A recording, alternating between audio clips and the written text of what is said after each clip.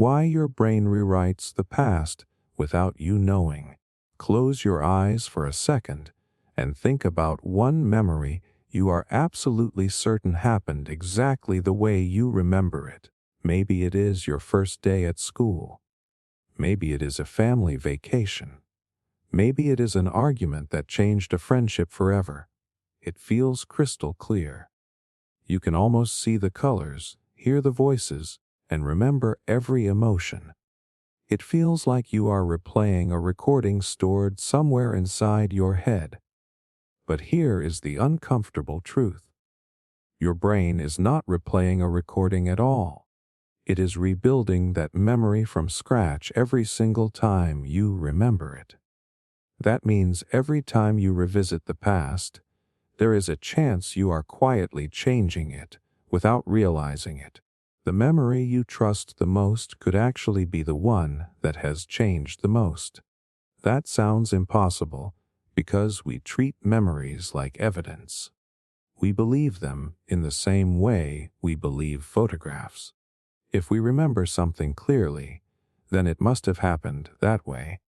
That belief shapes relationships, personal identity, and even major life decisions. People end friendships over memories. Families argue for years because everyone remembers the same event differently. In courtrooms, eyewitnesses confidently describe events they believe they saw with perfect accuracy, even though later evidence often proves otherwise. The frightening part is not that people are lying.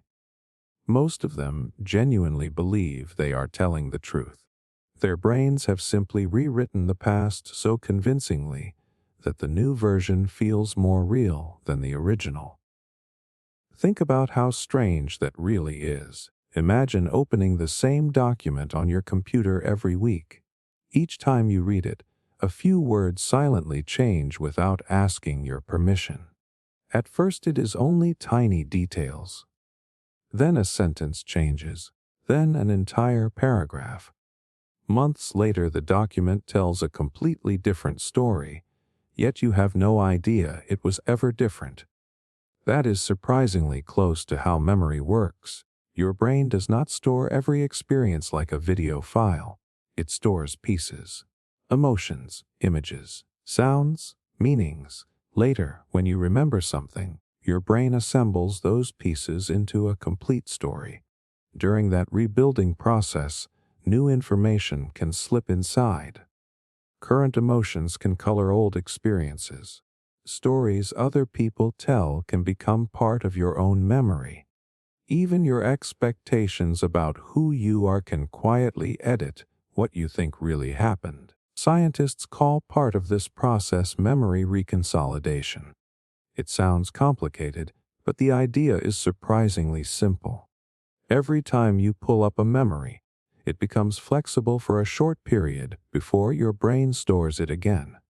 During that window, the memory is surprisingly easy to change.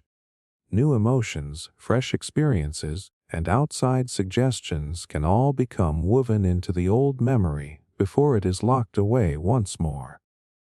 You are not just remembering your past, you are updating it. You have probably experienced this without noticing. Someone reminds you of a funny moment from years ago. At first you barely remember it. Then they describe what happened in detail. Weeks later you think you remember the entire scene yourself. Except some of those details never came from your own experience. They came from someone else's version of the story. Your brain blended them together so smoothly that you cannot tell where your memory ends and theirs begins. Now think about childhood.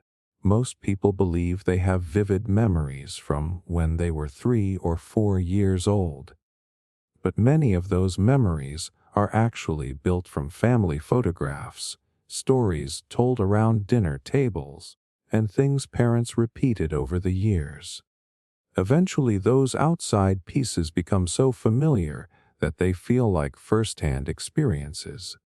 You are convinced you remember standing there, smiling, feeling the sunshine, even if the original memory was almost completely gone. This is not a flaw in your brain. In a strange way, it is one of its greatest strengths. Imagine trying to survive if your mind stored every detail exactly as it happened forever. Every conversation, every face, every street you walked down, every mistake. You would drown in information. Instead, your brain focuses on meaning rather than perfect accuracy. It constantly edits the past to help you make sense of the present. It builds a story that feels consistent, even if that story is not perfectly true. The problem begins when we mistake that story for absolute reality. We become convinced our version is the only correct one. We stop questioning ourselves because certainty feels comfortable. But confidence has very little to do with accuracy. In psychology experiments, people often remember events with incredible confidence that never happened at all. Some participants have even developed detailed memories of being lost in shopping malls as children after hearing carefully planted suggestions. They described emotions, conversations, and surroundings with complete sincerity, despite the event being entirely fictional. Their brains filled in every missing piece until the false memory felt just as authentic as a real one. That should make all of us a little more humble. The next time someone remembers an event differently, it does not automatically mean one person is lying. Both people might honestly believe they are telling the truth because both brains have been quietly editing the same moment for years. Two different stories can grow from one shared experience, and each can feel completely real. It also changes the way you should think about yourself. The person you believe you have always been is built from memories that have been rewritten thousands of times. Every success you replay, every failure you relive, every embarrassing moment you cannot stop thinking about has been filtered through your current emotions and beliefs. If you believe you are not good enough, your brain naturally gives more weight to memories that support that belief. If you become more confident later in life, those same memories may start to feel less painful because your brain subtly reshapes how they fit into your life story. Your memories are not simply preserving your identity. They are actively creating it. Every time you revisit your past, you are making tiny edits that influence how you see yourself today. Most of those edits happen silently, beyond your awareness. That means the person you think you have always been may be built as much from reconstruction as from reality. And once you understand that, you can never look at your own memories with quite the same certainty again. Memories that feel 100% real, but never happened. Imagine discovering that one of the most emotional moments of your life never actually happened. Not because someone lied to you, not because you forgot the details, but because your own brain quietly invented the memory and convinced you it was real. It sounds impossible because we trust our memories more than almost anything else. We trust them more than other people.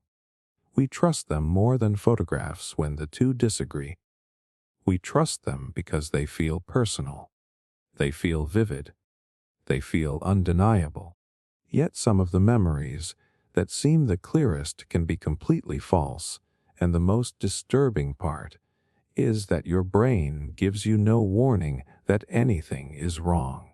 Most people think fake memories only happen to people with serious mental illnesses or memory disorders. That belief is comforting because it creates distance.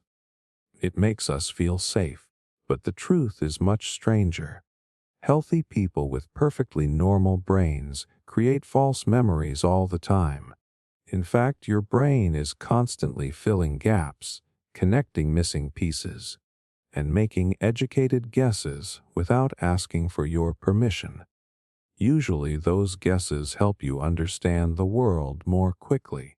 Sometimes they accidentally become memories that feel every bit as real as genuine experiences.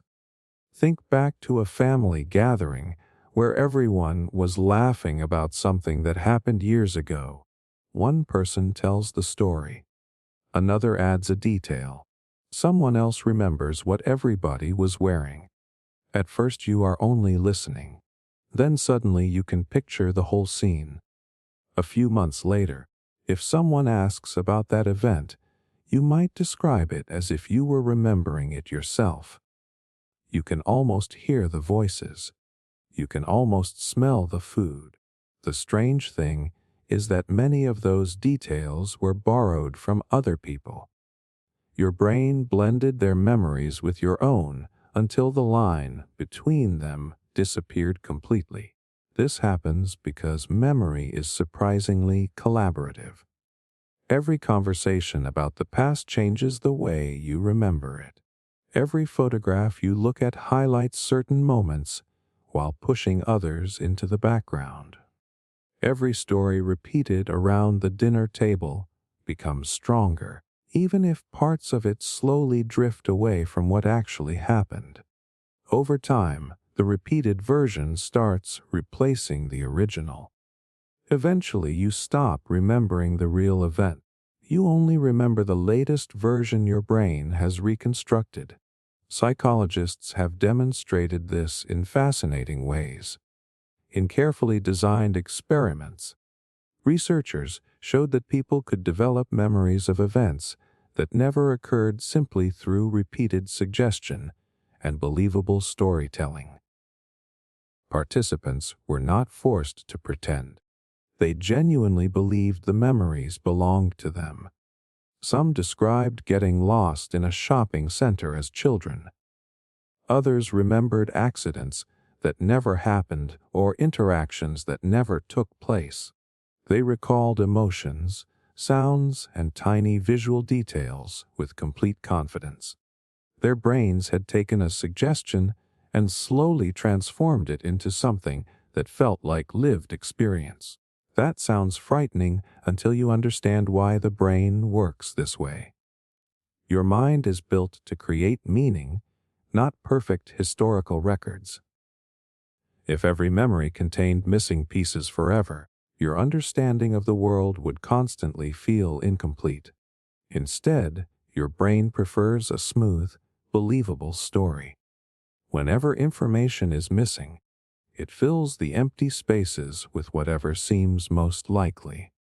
Most of the time, those additions are close enough to reality that they help you function. Occasionally, they create memories that never happened at all. Advertising, social media, and everyday conversations make this even more powerful. Imagine seeing the same childhood toy in an online post. Suddenly, you begin remembering afternoons spent playing with it. You can picture the room, the excitement, even the sound it made. Then your parents tell you that you never owned one. You only wanted it. Somewhere along the way, your repeated imagination blended with reality until your brain stopped treating them as separate things. Emotion also plays an enormous role. The stronger the feeling attached to an event, the more convinced we become that our memory must be accurate. Ironically, intense emotions can make memories less reliable instead of more reliable. During stressful or exciting moments, your attention narrows.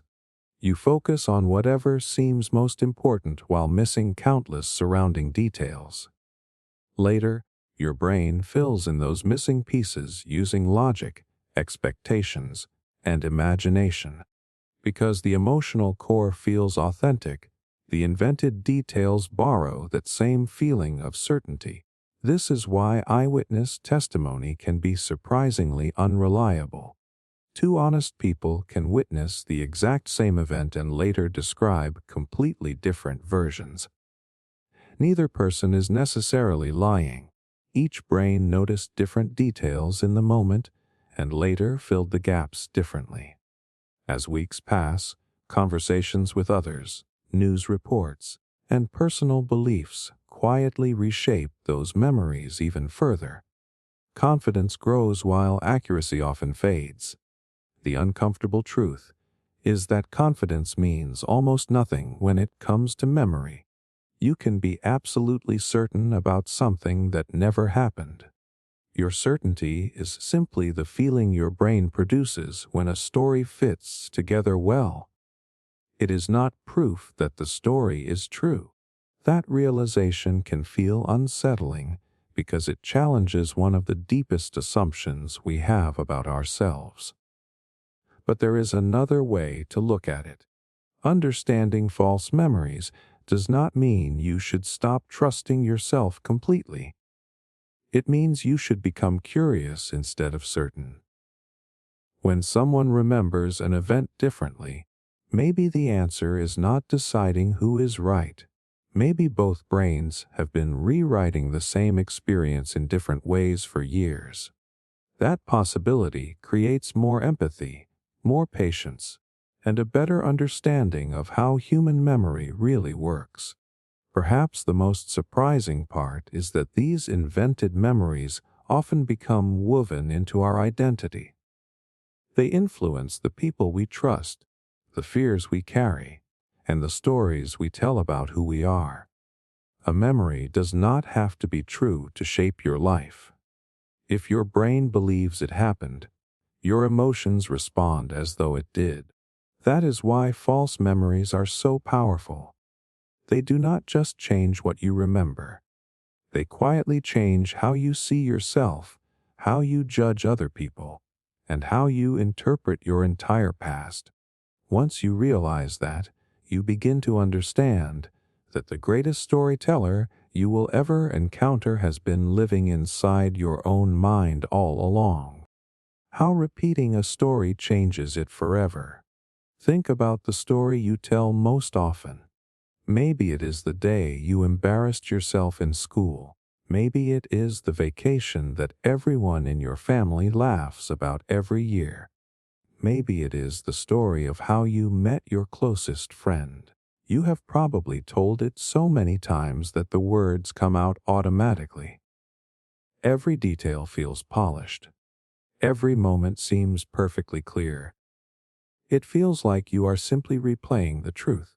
But something surprising has been happening every single time you tell that story. You have not been preserving it. You have been changing it.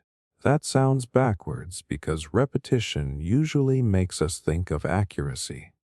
If you repeat something enough, it should become more reliable. That is true for learning a language or memorizing a phone number. Memory does not work the same way. Every time you remember an event, your brain opens that memory, rebuilds it, and stores it again.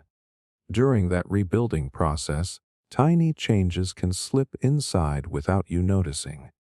Those small changes may seem harmless at first, but after years of repeating the same story, the version you tell today may be very different from what actually happened.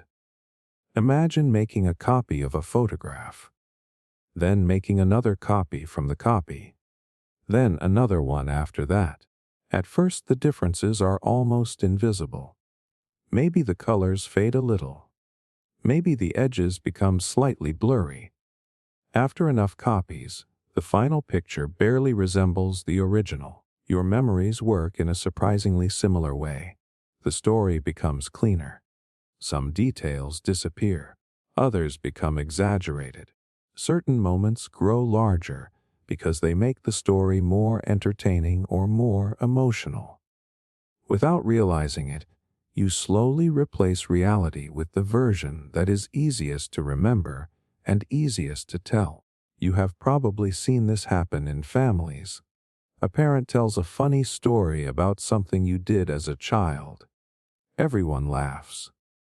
The next holiday they tell it again, but this time they add one extra detail because it makes the ending funnier. The year after that, another relative joins in and remembers something slightly differently. Nobody is trying to lie. Nobody is trying to rewrite history. Yet after 10 years, the family has created a story that never truly existed. Everyone remembers the latest version because that is the one they have heard the most. What makes this even stranger is that your brain rewards consistency. Once a story becomes familiar, your mind prefers to keep it that way. If you suddenly remember a detail that does not fit the version you have been telling for years, your brain often ignores it. The polished story feels safer than the messy truth. Over time, the repeated version becomes your official memory, while the original quietly disappears. Scientists have observed this process through memory reconsolidation. Each time a memory is recalled, it briefly becomes flexible before being stored again. During that short period, new emotions, new information, and even simple assumptions can become part of the memory itself. The next time you remember it, those additions feel completely natural. Eventually, you cannot separate what really happened from what was added later. The memory feels stronger than ever, even though it has drifted further away from reality. Emotion makes this process even more powerful. Imagine telling a story that always gets a big reaction. People laugh harder. They look more interested. They ask questions.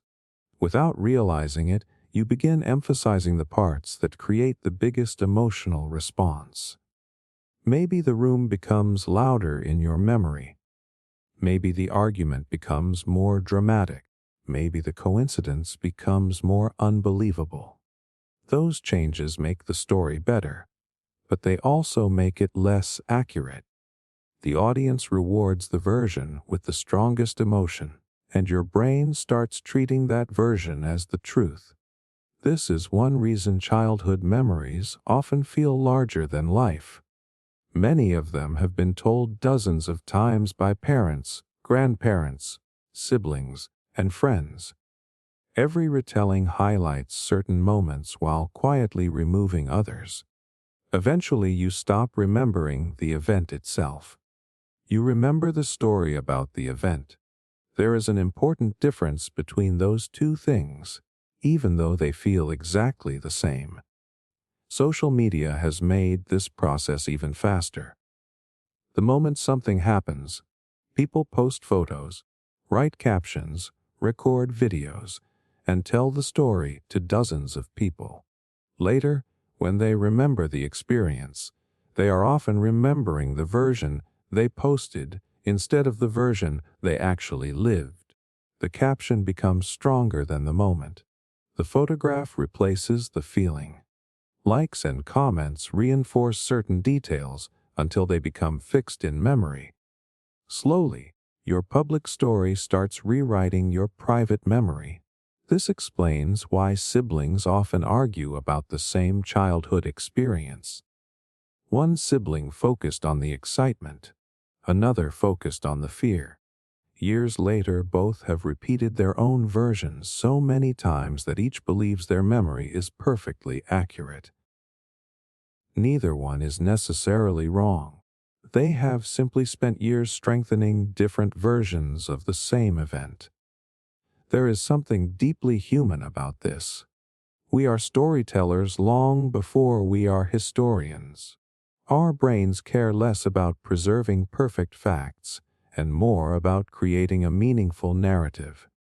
Every memory becomes part of the larger story we tell ourselves about who we are. If a detail supports that story, it becomes stronger. If it does not, it slowly fades away.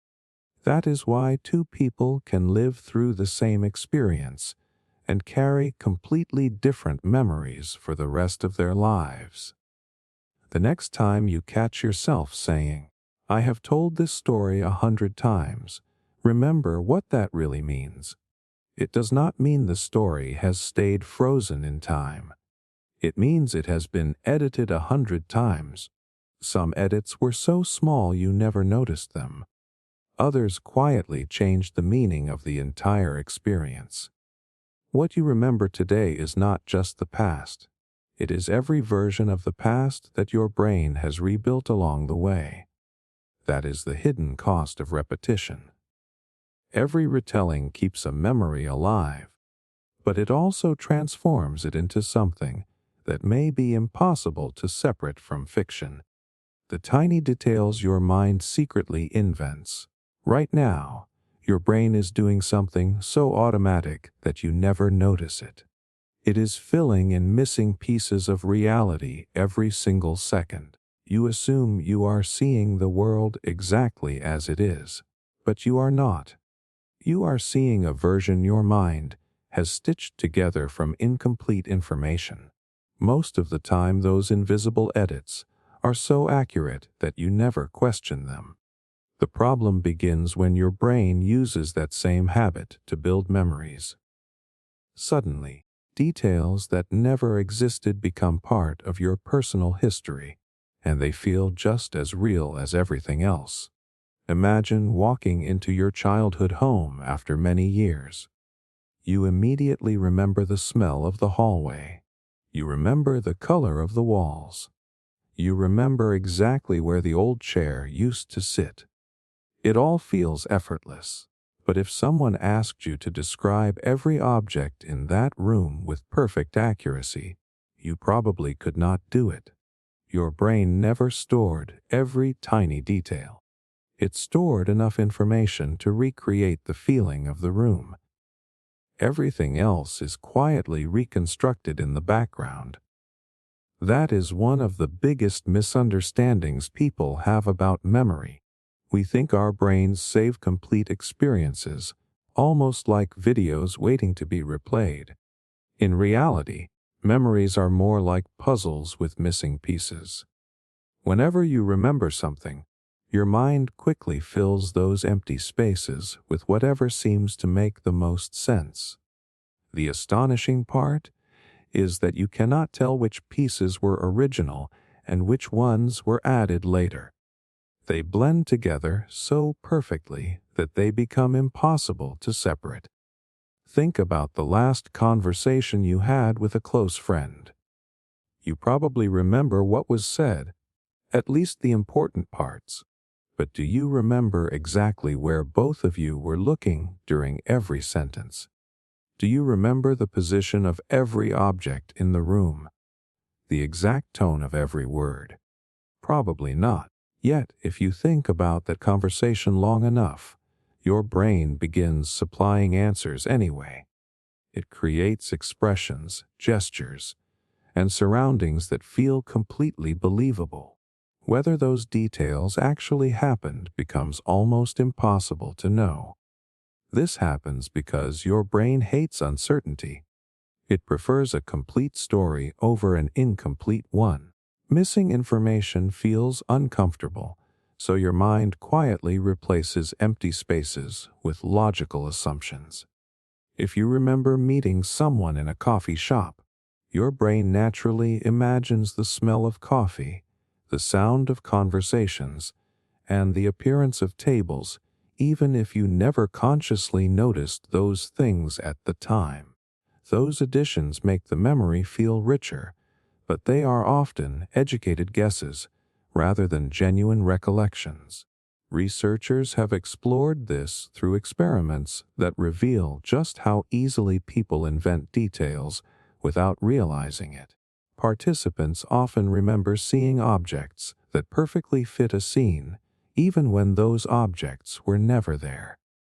Show someone a picture of a kitchen, and later they may confidently remember seeing a toaster that never appeared. Show them an office, and they might swear there was a bookshelf that did not exist. Their brains automatically filled in what seemed most likely. They were not guessing. They truly believed they remembered it. This is known as the brain relying on schemas. A schema is simply a mental shortcut built from years of experience. Your brain develops expectations about how certain places, people, and situations usually look. Those expectations help you process information incredibly fast. Instead of analyzing every tiny detail from scratch, Your mind predicts what should be there. Most of the time, those predictions save time and energy. Occasionally, they sneak into your memories and become false details that feel completely authentic. Emotion makes these invented details even stronger. Imagine remembering an argument that happened years ago. You clearly recall feeling hurt or angry, but many smaller details have faded away. As you replay the event, your current emotions begin filling those gaps. If you still feel resentment, your brain may remember the other person's facial expression as colder than it really was. Their voice becomes harsher. Their words become sharper. None of those changes happen intentionally. Your emotions quietly reshape the scene until it matches how you feel now rather than how you felt then. This is one reason old misunderstandings can grow larger over time. Two people remember the same disagreement, yet each one carries a different collection of invented details. One remembers a sarcastic smile, the other remembers a threatening tone. Neither detail may have existed, but both people react emotionally because those additions feel absolutely real. The memory no longer reflects the original conversation. It reflects years of emotional editing. Even your imagination can quietly become part of your memory. Think about how often you replay important moments in your mind. Maybe you imagine what you should have said during an interview. Maybe you picture how a conversation could have gone differently. Maybe you daydream about a childhood event while trying to remember it more clearly. Every time you imagine those missing pieces, your brain becomes slightly more familiar with them. Eventually, familiarity begins to feel like truth. What started as imagination slowly blends into memory until you cannot tell where one ends and the other begins. Photographs can create the same illusion. People often believe pictures preserve reality perfectly, but photographs only capture one frozen moment. Everything before and after that moment is reconstructed by your brain. Looking at the same image repeatedly encourages your mind to invent surrounding details. You begin remembering conversations that never happened, emotions you never actually felt, and moments outside the frame that existed only in your imagination. The photograph becomes an anchor for a much larger memory that your brain quietly builds around it. The remarkable thing is that your mind is not trying to deceive you. It is trying to help you. A world filled with incomplete information would feel confusing and overwhelming. By inventing tiny details that fit naturally, your brain creates a smoother and more meaningful experience of reality. Without this ability, everyday life would be far more difficult. The cost is that accuracy sometimes gives way to plausibility. The next time you feel completely certain about a small detail from the past, pause for just a moment. Ask yourself whether you truly remember it or whether your brain simply created the most believable version possible. That single question can completely change how you see your own memories. The greatest illusion is not that your mind occasionally invents details. It is that it does so seamlessly that you spend your entire life believing those inventions were always part of the truth. Why two people remember the same event completely differently. Picture two people walking out of the exact same room after the exact same conversation. They heard the same words. They saw the same faces. They lived through the same few minutes. Yet, when they talk about it later, it sounds as though they were in two completely different places. One remembers kindness. The other remembers disrespect. One says the conversation was calm. The other insists it was tense from the very beginning. Both speak with absolute confidence. Both are convinced they are telling the truth. So who is right? Our first instinct is to assume that one person must be lying. It feels like the simplest explanation. But what if neither of them is lying? What if both memories are completely genuine from the perspective of the people remembering them? That possibility feels uncomfortable because it challenges one of the strongest assumptions we have about memory. We like to believe that memories are objective records of reality. In truth, they are personal interpretations built by different brains, each focusing on different pieces of the same experience. Think about attending a concert with a friend. You might spend the entire night watching the performer, completely absorbed by the music. Your friend, meanwhile, notices the crowd, the lights, and the atmosphere. Later you both describe the evening. Your version is full of songs and emotions. Your friend's version is filled with funny moments in the audience and unexpected events happening around the stage. Neither story is incorrect. Each person paid attention to different things, and attention is where memory begins. Your brain cannot capture everything happening around you. Every second your eyes receive an overwhelming amount of visual information. Your ears pick up countless sounds. Your body senses temperature, movement, and emotion all at once. Recording every detail would be impossible. Instead, your brain constantly decides what deserves attention and what can be ignored. Whatever receives attention has a much better chance of becoming a memory. Everything else quietly fades into the background before you even realize it was there. This means two people can experience the same event while creating completely different raw material for future memories. One notices a smile. The other notices a frown. One hears encouragement. The other hears criticism. Their memories begin separating from the very first moment because their brains are collecting different pieces of information. Emotion pushes those differences even further. Imagine two coworkers sitting in the same meeting. One has just received good news earlier that morning and feels relaxed. The other is worried about losing their job. When the manager gives feedback, the relaxed employee hears useful advice. The anxious employee hears personal criticism. The words may be identical, but emotions change the meaning attached to them. Later, when both remember the meeting, their emotional states become woven into the memory itself. Psychologists have long understood that emotion acts like a filter rather than a simple reaction. It influences what we notice, what we ignore, and what we remember afterward. Fear draws attention toward possible threats. Happiness highlights positive experiences. Anger makes certain comments feel sharper than they might otherwise seem. The event itself does not change, but the emotional lens through which it is experienced creates entirely different memories. Personal beliefs also shape memory in powerful ways.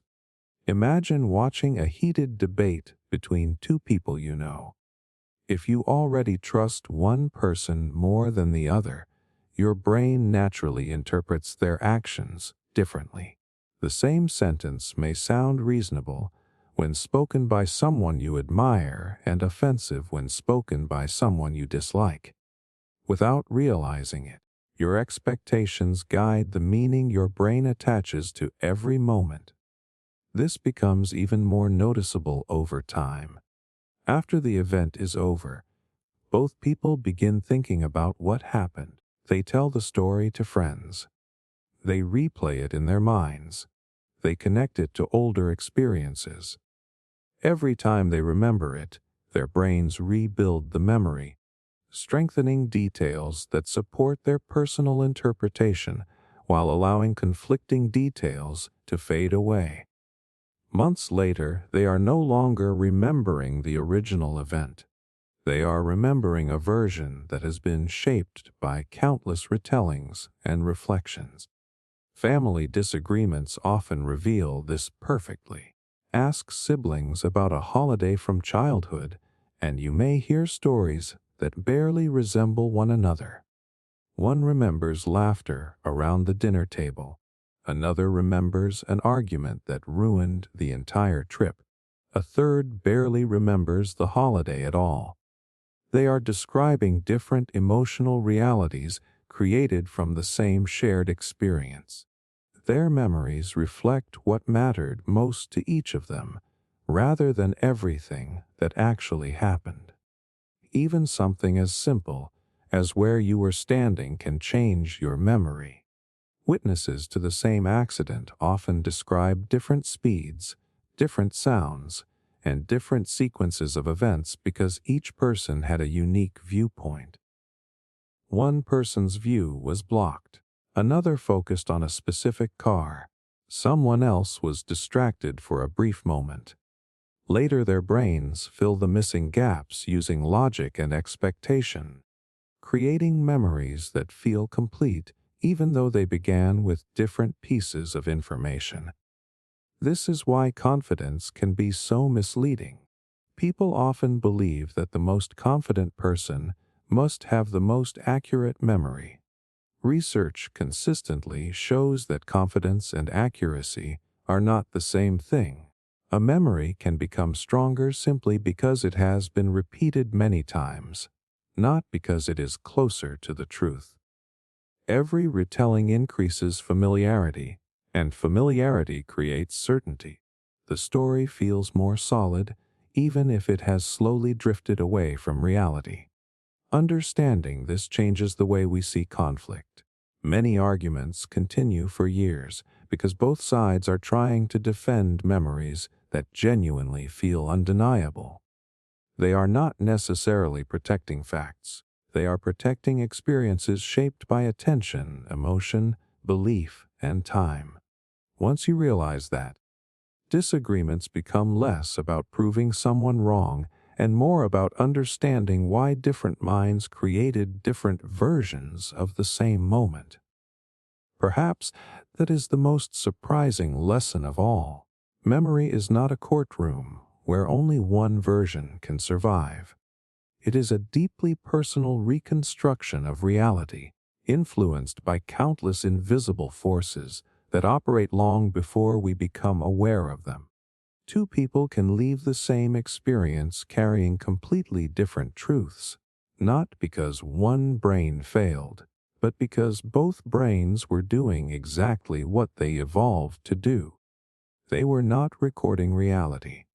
They were building a story that made the world understandable from their own unique point of view. Childhood memories you probably didn't actually experience. Think about your earliest memory. Not a story someone told you. Not a photograph you have seen 100 times. A memory that feels like it belongs only to you. Maybe you remember standing in your childhood room. Maybe you remember a family celebration. Maybe you remember a specific place, a specific sound, or even the feeling of the air around you. It feels like a tiny window into your past. A moment your younger self experienced and your older self somehow managed to keep. But there is a good chance that some of those memories are not actually memories of experiences you lived through. They are memories your brain carefully built from pieces of information collected over years. This is one of the strangest things about the human mind. We can remember things that happened before we were old enough to create long-term memories. Most people have very few reliable memories from before the age of 3, and many memories from the early years of childhood are shaped by stories, photographs, and repeated conversations rather than direct experience. The memory feels personal because your brain has attached it to your identity. But the original source may not be your own experience at all. Imagine your parents telling the same childhood story about you every year. They describe the day you learned to walk. They talk about your expression, your reaction, and everyone laughing around you. At first, you are only hearing a story. You do not remember it. But after hearing it again and again, your brain starts creating a mental picture. You imagine the room. You imagine the people. You imagine yourself taking those first steps. Eventually, the imagined scene becomes so familiar that your brain stores it in a way that feels similar to a real memory. The strange part is that your brain does not label memories with a clear tag saying this happened directly to me or this came from someone else's story. Instead, it focuses on whether the information feels familiar and connected. If something fits naturally into your life story, your brain can accept it as part of your own past. This is why childhood memories can become a mixture of real experiences, family stories, photographs, and imagination without you noticing the difference.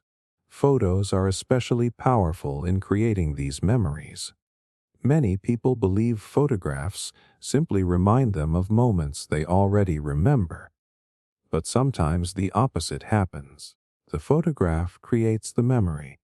You look at a picture of yourself as a child standing in a park, wearing a certain outfit, surrounded by family members. Over time, your brain builds a scene around that image. You start remembering running around the park. You remember what you were thinking.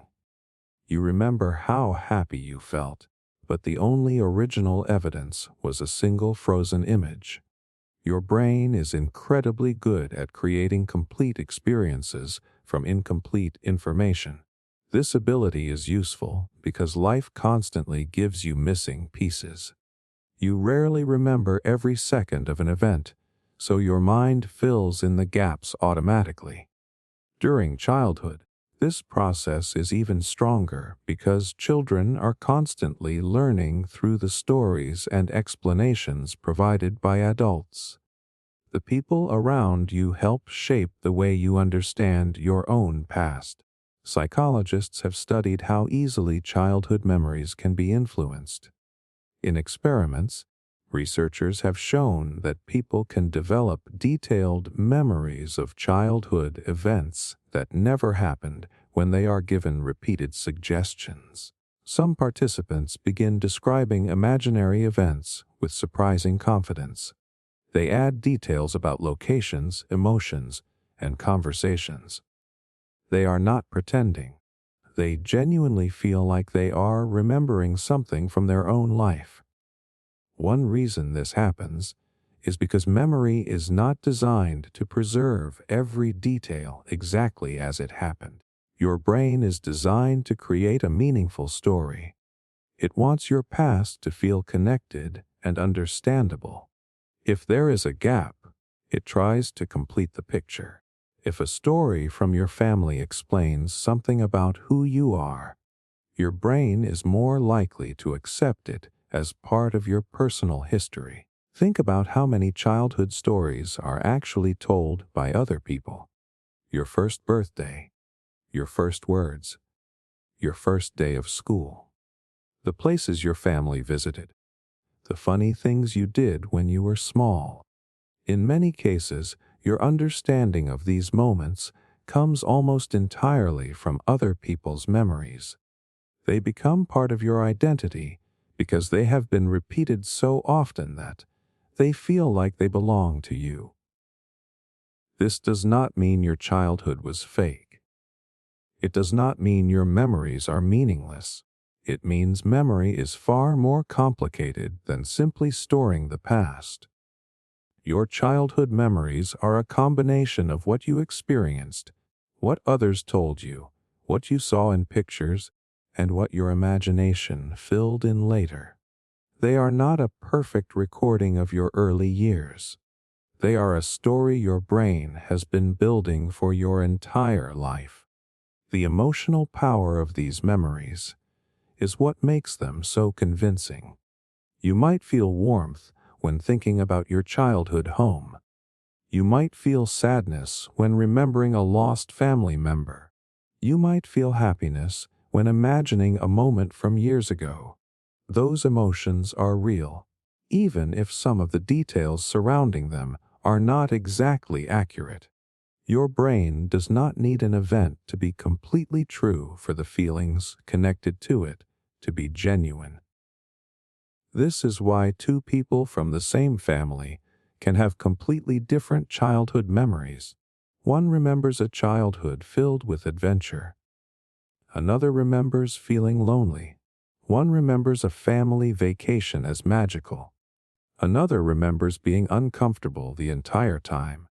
Their memories are shaped not only by what happened, but by how they experienced it and how they later interpreted it. Your earliest memories are not just windows looking backward. They are living stories that your brain has edited, updated, and rebuilt over many years. Some parts may come directly from moments you lived. Some parts may come from stories you heard. Some parts may come from your imagination filling in the blanks. And because your brain blends all of these pieces together so smoothly, you may never know which parts were truly yours and which parts were created along the way. How photos can create fake memories. A single photograph can make you feel like you remember an entire moment. You look at an old picture and suddenly you are back there. You can almost hear the conversations. You can imagine the weather. You can feel the emotions you had at that time. It feels like the photo unlocked a memory that was hidden somewhere in your mind. But what if the photo did not bring back a memory at all? What if it created one? Most people think photographs protect us from false memories because they capture reality. A picture feels like proof. It feels permanent. Unlike our thoughts, which can change over time, a photograph seems frozen and reliable. But the strange truth is that photos do not only preserve memories, they can also reshape them.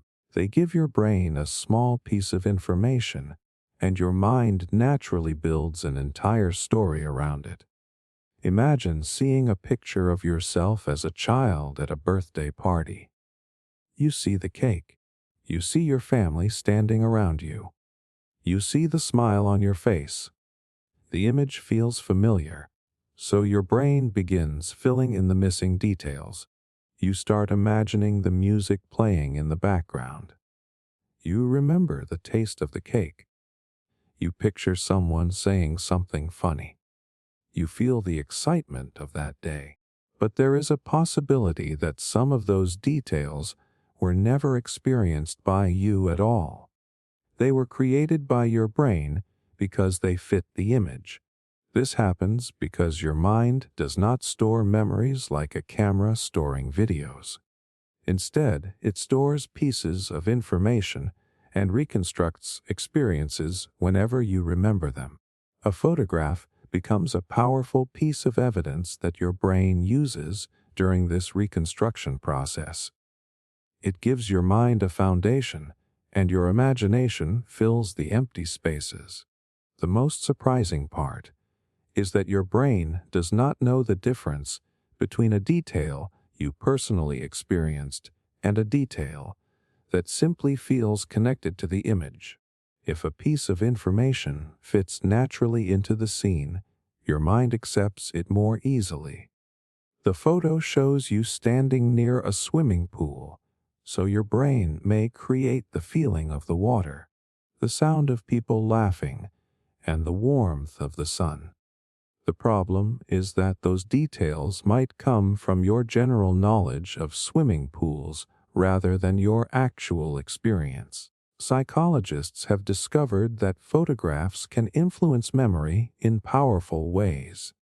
In studies where people were shown images connected to past events, some participants later reported remembering details that were never part of the original experience. The photo acted like a suggestion. It encouraged the brain to build a more complete story around what it saw. Over time, that imagined story became familiar enough to feel like a real memory. This makes sense when you think about how often we interact with photos today. A moment happens, and within seconds we capture it. Later, we do not always remember the event itself. We remember the pictures we took. The image becomes the main reference point for the experience. We look back at photos from vacations, birthdays, and important life events, and those images slowly become the way we understand what happened. Social media has made this effect even stronger. Many people now experience important moments through the pictures they create and share. A vacation may have been stressful, exhausting, or completely different from what appears online. But years later, the photos show beautiful locations, smiling faces, and happy moments. When you look back, your brain begins rebuilding the memory around those images. The difficult parts fade away while the photographed moments become the center of the story. Captions can also change memories. A simple sentence written under a photo can influence how you remember the event. If a picture is labeled as the best day ever, your brain may slowly organize the memory around happiness and excitement. If someone describes an event as embarrassing or dramatic, that interpretation can become part of how you remember it. The words attached to the image become another layer of information that your brain uses when rebuilding the past. This is why people sometimes remember events differently after seeing old photographs. A person might say, "I remember how scared I was that day." Then someone shows them pictures where everyone appears happy and relaxed. Slowly, their memory begins adjusting. The photo becomes stronger evidence than their original feelings. They may start questioning their own experience because the image tells a different story. But photographs are only one piece of the puzzle. They capture what was visible, not what was happening inside someone's mind. A person can smile in a picture while feeling completely different internally. A family photo can look perfect while hiding tension that nobody outside the moment could see. When we use photos to reconstruct memories, we often add meaning that the image itself cannot prove. The danger is not that photographs are unreliable. They are incredibly valuable. They help us remember people, places, and moments that might otherwise disappear. The problem is believing that a photograph contains the entire truth. It only captures a fraction of reality. Everything outside the frame has to be reconstructed by your brain. Your memories are built from experiences, emotions, stories, and images all mixed together. A photograph can become so deeply connected to a memory that you no longer remember whether you lived the moment, heard about it, or simply imagined the missing pieces. The image feels like proof because it gives your brain confidence. But confidence is not the same thing as accuracy. The next time you look through an old photo album and feel completely certain about a moment from your past, remember something important. The picture may show you what happened, but your brain decides what that moment means. And sometimes, without you realizing it, your mind creates an entire memory around a single frozen image. The power of suggestion, how other people plant memories in your mind. Imagine someone telling you a story about yourself that you do not remember. At first, you are confused. You shake your head because you know it never happened. But then they add a few details. They describe where you were, who was there, what you were wearing, and how you reacted. Suddenly, a strange thing starts happening. You begin to picture it. You start wondering if maybe you forgot. A few days later, you can almost see the scene in your mind. The memory feels familiar. It feels personal. It feels like something you lived through. But the truth is, that moment was never yours. It was planted. The human brain is far more influenced by suggestions than most people realize. We like to believe our memories belong completely to us, protected from outside influence. We imagine that nobody can put a memory inside our minds unless we actually experienced it. But memory does not work like a locked storage box. It is a constantly changing system that absorbs information from the people around us, especially when that information feels believable. This is why a simple sentence from another person can sometimes change the way you remember the past. A friend says, "I remember you were really nervous that day." A family member says, "You cried when that happened." Someone mentions a detail you never thought about before. At first, it is just information, but your brain begins testing that information against what it already knows. If the detail fits the situation, your mind may accept it and attach it to the memory. Slowly, a suggestion can become something that feels like your own experience. The reason this happens is because your brain is not only trying to remember facts, it is trying to create a complete and meaningful story. When a memory has missing pieces, your mind naturally looks for ways to fill those gaps. Other people's suggestions become possible puzzle pieces. If those pieces fit, your brain may place them into the picture without realizing they came from someone else. Think about a conversation between siblings remembering childhood. One sibling says, "Do you remember when we got lost at that shopping center?" The other sibling does not remember it at first. But then the story continues. They hear details about the place, the people around them, and what happened afterward. They imagine the scene. They picture themselves standing there. The brain begins creating a realistic experience around the information. Eventually, the person may honestly believe they remember the event, not because they are pretending, but because their brain transformed a suggestion into a memory. Psychologists have studied this effect for decades. In experiments, researchers discovered that people can develop detailed memories for events that never happened when those events are suggested in believable ways. Participants sometimes describe imaginary childhood experiences with surprising confidence. They mention locations, emotions, and small details that were never real. The important part is that they are not simply repeating what researchers told them.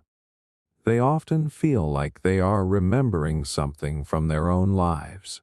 The power of suggestion becomes stronger when the person giving the information is someone we trust. Our brains are naturally more open to information from parents, friends, partners, and authority figures. If someone close to us says something happened, we rarely treat it like a random piece of information. We treat it as valuable evidence. The more we trust the source, the easier it becomes for that suggestion to blend into our own memories. This explains why family stories can become so powerful. Imagine hearing the same story about your childhood every year. Your parents describe the day you did something funny. Your relatives repeat the details at gatherings. Everyone laughs. Everyone agrees. Over time, the story becomes part of your personal history. Even if you have no direct memory of the event, your brain may create the feeling that you were there. The story stops feeling like something you heard and starts feeling like something you remember. The emotional strength of a suggestion also matters. A neutral detail is easier to question than an emotional one. If someone says you were embarrassed during an event, your brain may focus on that feeling. If someone says you were hurt, betrayed, or afraid, the emotional meaning can become attached to the memory even faster. Strong emotions make memories feel more real, which means suggestions connected to emotion can become especially convincing. This is also why arguments about the past can become so complicated. A person may remember an event based partly on what others told them afterward. Another person may remember the same event based on their own feelings and interpretations. Over time, both memories continue changing. Each conversation adds new information. Each retelling strengthens certain details. Eventually, both people may be defending memories that have been shaped by years of influence. The danger is that suggestion does not feel like outside control.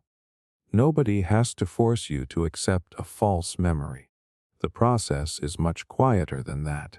A question, a comment, a photograph, or a repeated story can gently guide your brain toward a certain version of the past.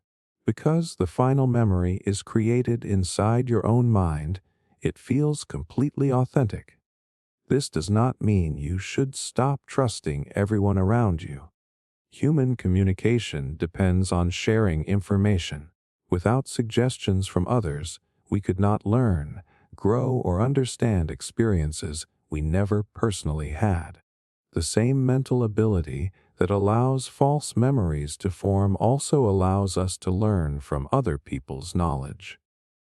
The problem is not that your brain accepts information. The problem is that sometimes it forgets where that information came from. Your memories are not created in isolation.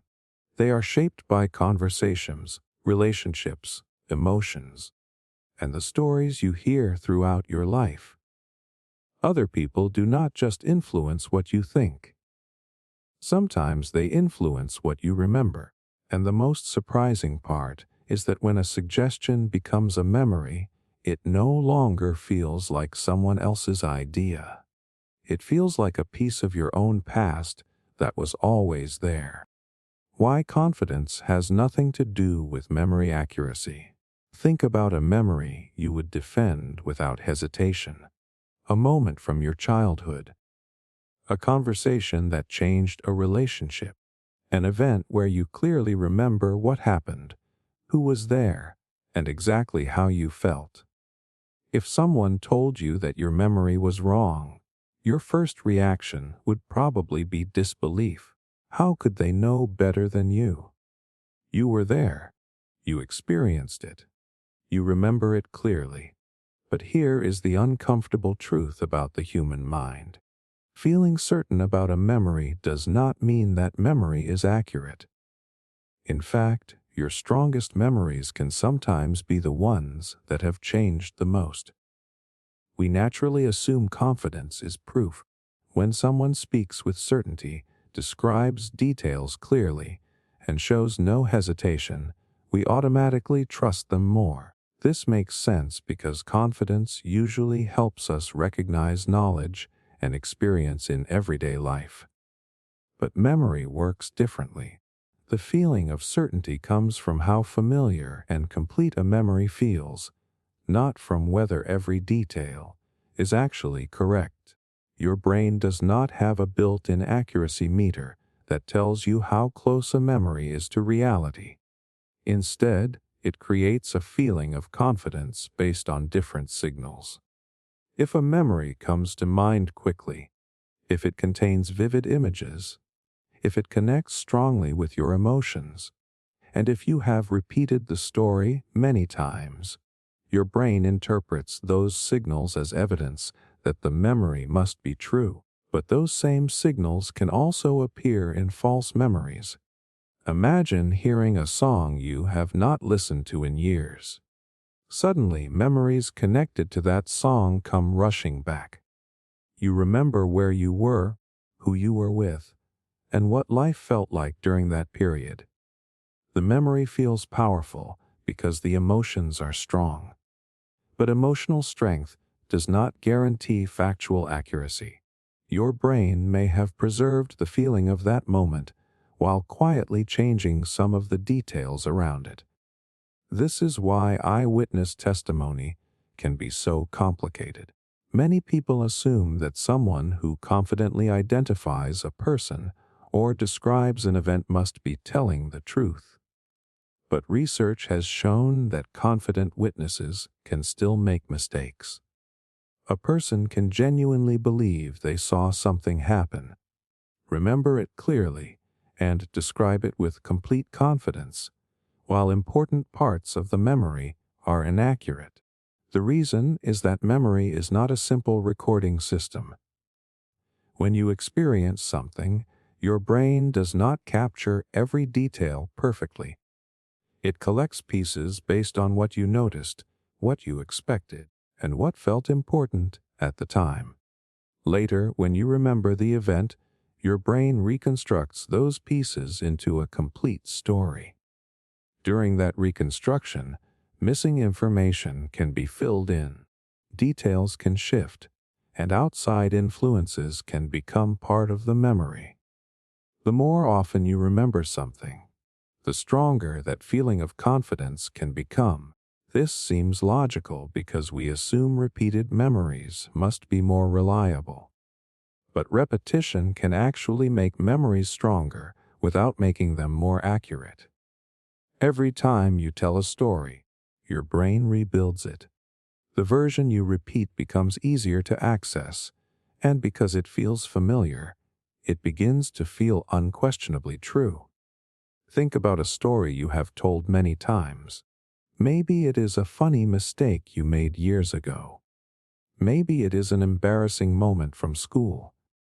Every time you tell it, you probably make the story smoother. You highlight the funniest parts. You remove unnecessary details. You make the sequence easier to follow. After years of retelling, the story feels completely natural. But the version you confidently share may be more like a carefully edited movie than a perfect record of what happened. Emotion creates another layer of confidence. Memories connected to fear, anger, happiness, or sadness often feel more trustworthy because they carry a strong emotional signal. But strong emotions do not guarantee that every detail was stored correctly.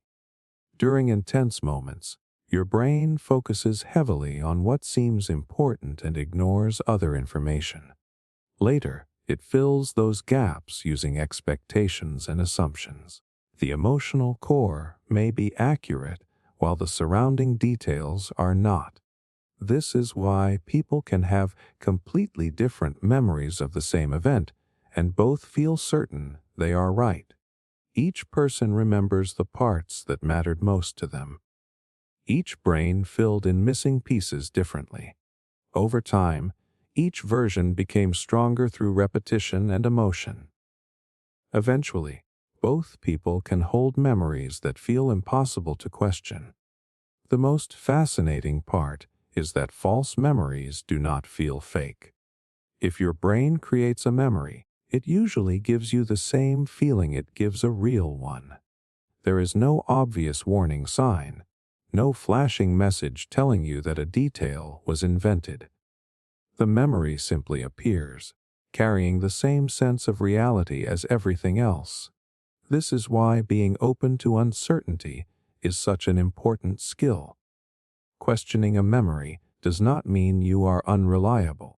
It means you understand how powerful and complex the human brain really is. Sometimes the most honest answer is not "I know exactly what happened." Sometimes it is "I remember it this way, but I understand my memory may not be perfect." That small difference can completely change how we communicate with others. Instead of using confidence as proof, we can become more curious. Instead of assuming someone is lying because they remember differently, we can recognize that two honest people can carry different versions of the same moment. Memory is personal. It is shaped by attention, emotion, beliefs, and time. The next time you feel completely certain about a memory, remember this. Certainty is a feeling your brain creates. It is not a guarantee from reality. Your confidence tells you how strongly you believe a memory. It does not tell you how accurately that memory matches what actually happened. And understanding that difference reveals one of the most surprising truths about the human mind. Sometimes the memories we trust the most are not the ones that are closest to the truth.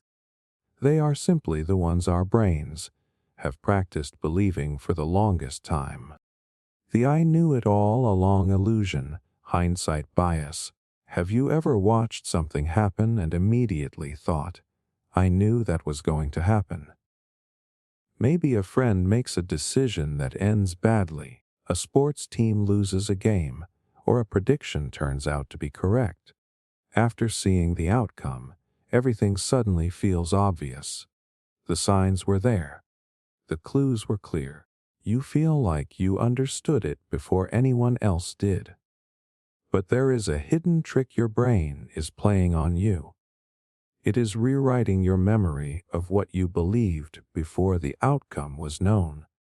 This is called hindsight bias, and it is one of the most powerful ways your brain changes your perception of the past. It creates the feeling that events were more predictable than they actually were. After something happens, your mind looks backward and organizes the information around the final result. The uncertainty you felt before disappears, and the outcome starts feeling inevitable.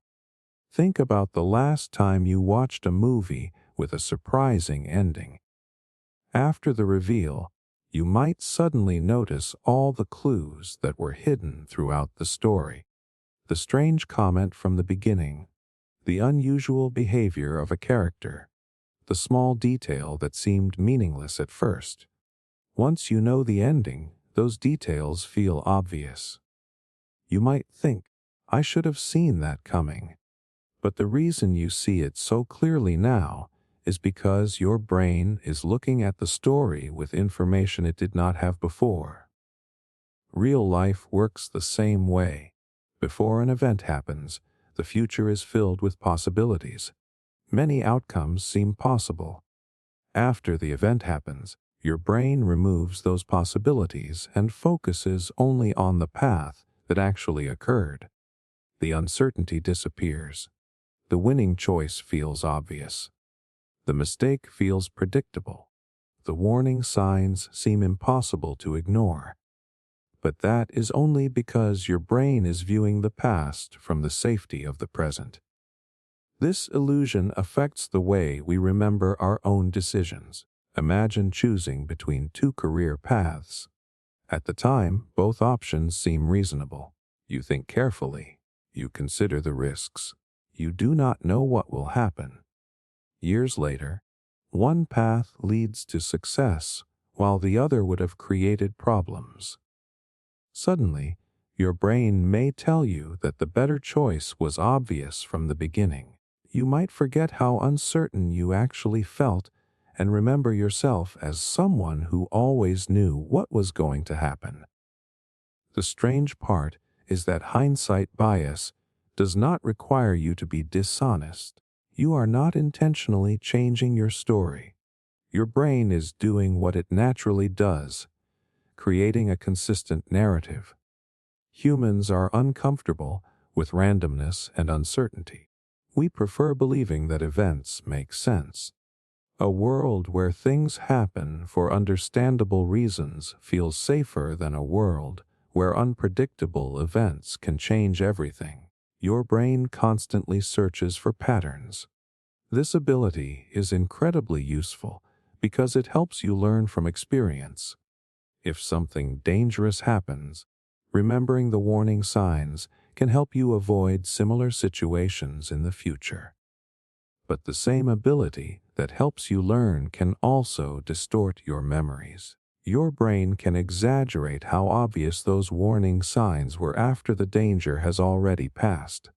This is why people often judge others unfairly after mistakes happen. A company fails, and everyone says the collapse was obvious. A relationship ends, and people say the signs were there from the beginning. A person makes a poor decision, and others believe they should have known better. But those judgments are often created after the outcome is already visible. Before the event happened, the situation was usually much more complicated. Hindsight bias is especially powerful because it changes not only what we think, but what we remember thinking. You may genuinely remember believing something was predictable, even if you were uncertain at the time. Your current knowledge changes your memory of your past thoughts. The brain does not simply store what happened. It stores an updated version that fits with what you know now. This happens in everyday conversations all the time. Someone says, "I knew that relationship was going to fail. I knew that person would quit. I knew that investment was going to lose money." Sometimes they did have a good prediction, but often their brain has quietly adjusted the memory after seeing the result. The confidence they feel today becomes attached to the uncertainty they had yesterday. Researchers have studied this effect by asking people to predict outcomes before events happen, and then comparing those predictions with what people remember afterward. Again and again, people overestimate how much they knew in advance. After learning the outcome, they often believe their original prediction was closer to reality than it actually was. Their memory becomes influenced by the knowledge they gained later. This illusion can also affect how we see ourselves. If you believe you always knew what would happen, you may underestimate how difficult decisions really were. You may judge your past self for not seeing things clearly enough.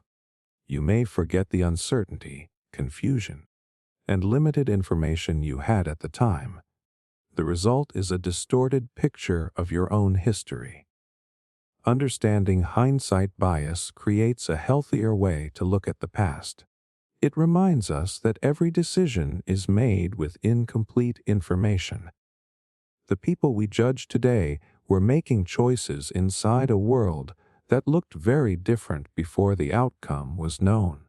Our past selves did not have access to the information we have now. The next time you think, "I knew it all along," pause for a moment. Ask yourself whether you truly predicted the outcome or whether your brain is rebuilding the past with knowledge from the present. The answer may surprise you, because one of the most convincing illusions your mind creates is the belief that the future was always obvious. In reality, the future only looks obvious after it has already become the past.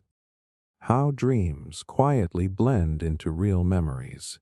Have you ever woken up from a dream that felt so real you needed a few seconds to understand where you were?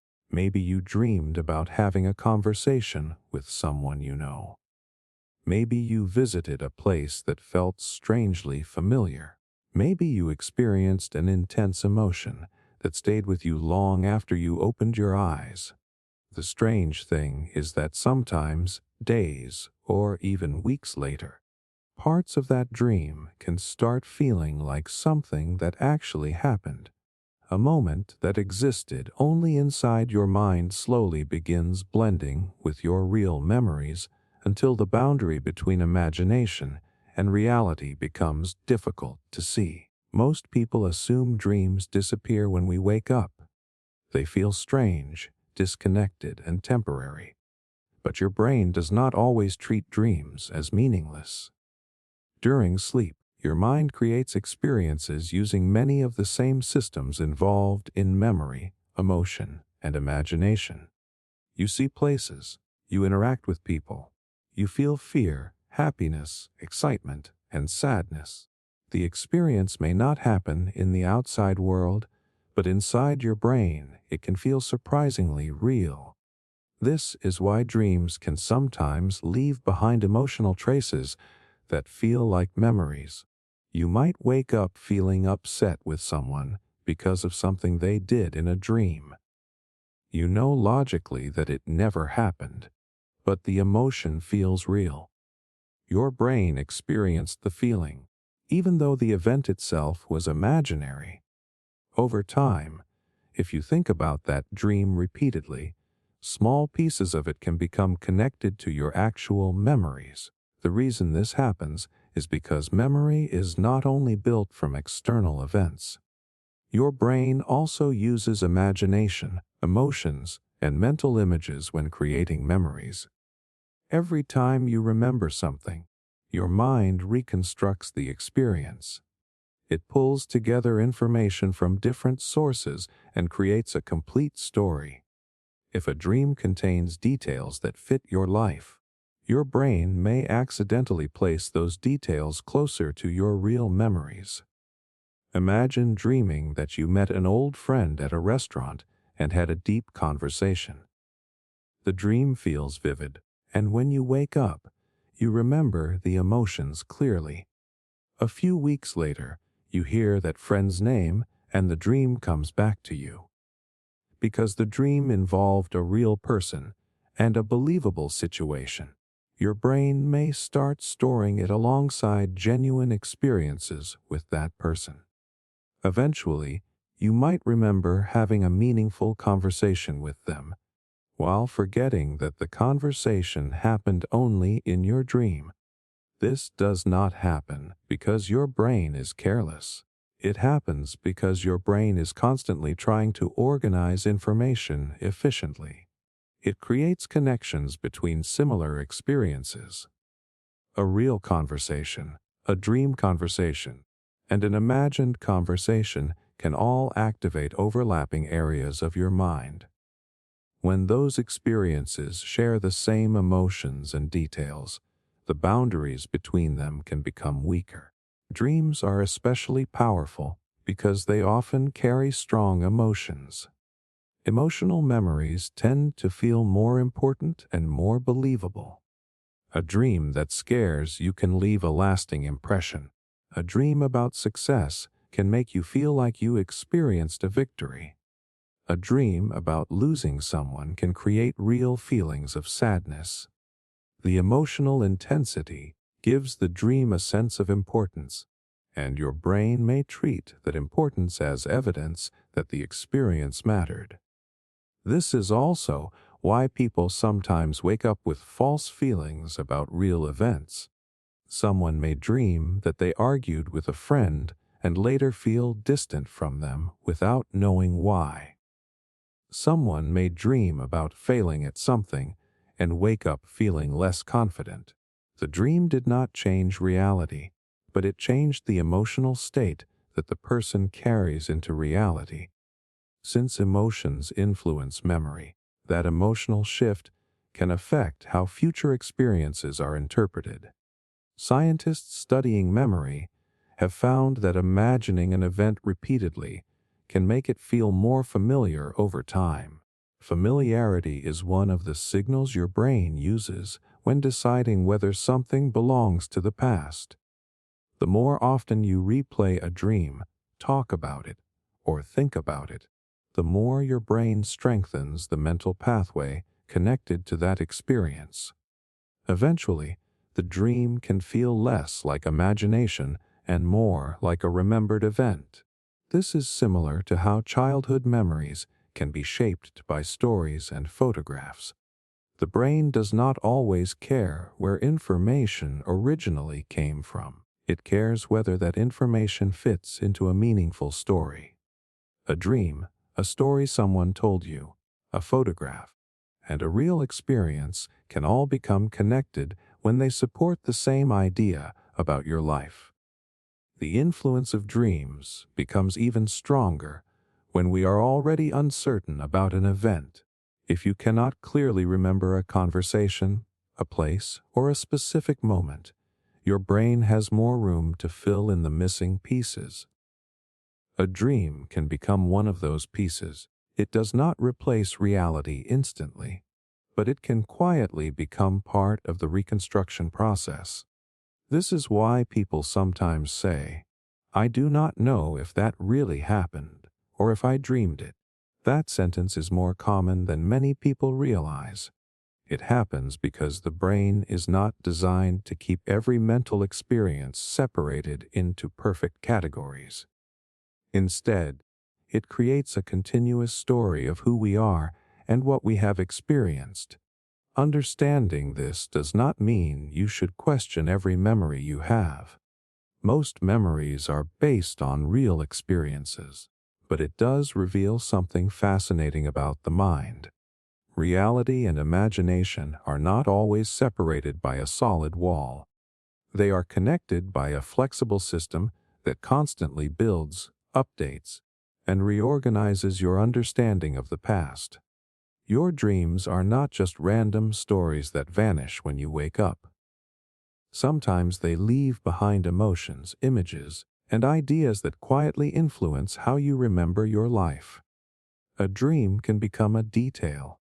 A detail can become a feeling. A feeling can become part of your story. And because your brain is so skilled at creating a complete picture from incomplete information, you may one day remember something that began not in the real world, but inside your own imagination. Why your brain fills in missing pieces without asking, right now, your brain is creating a version of reality that is slightly different from what is actually happening around you. That sounds impossible because you feel like you are seeing the world exactly as it is. You trust your eyes. You trust your memories. You trust your understanding of what is happening.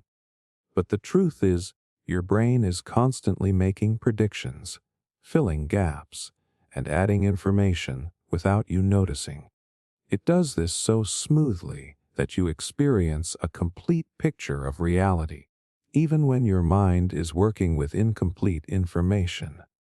Think about looking at a familiar face. You instantly recognize the person.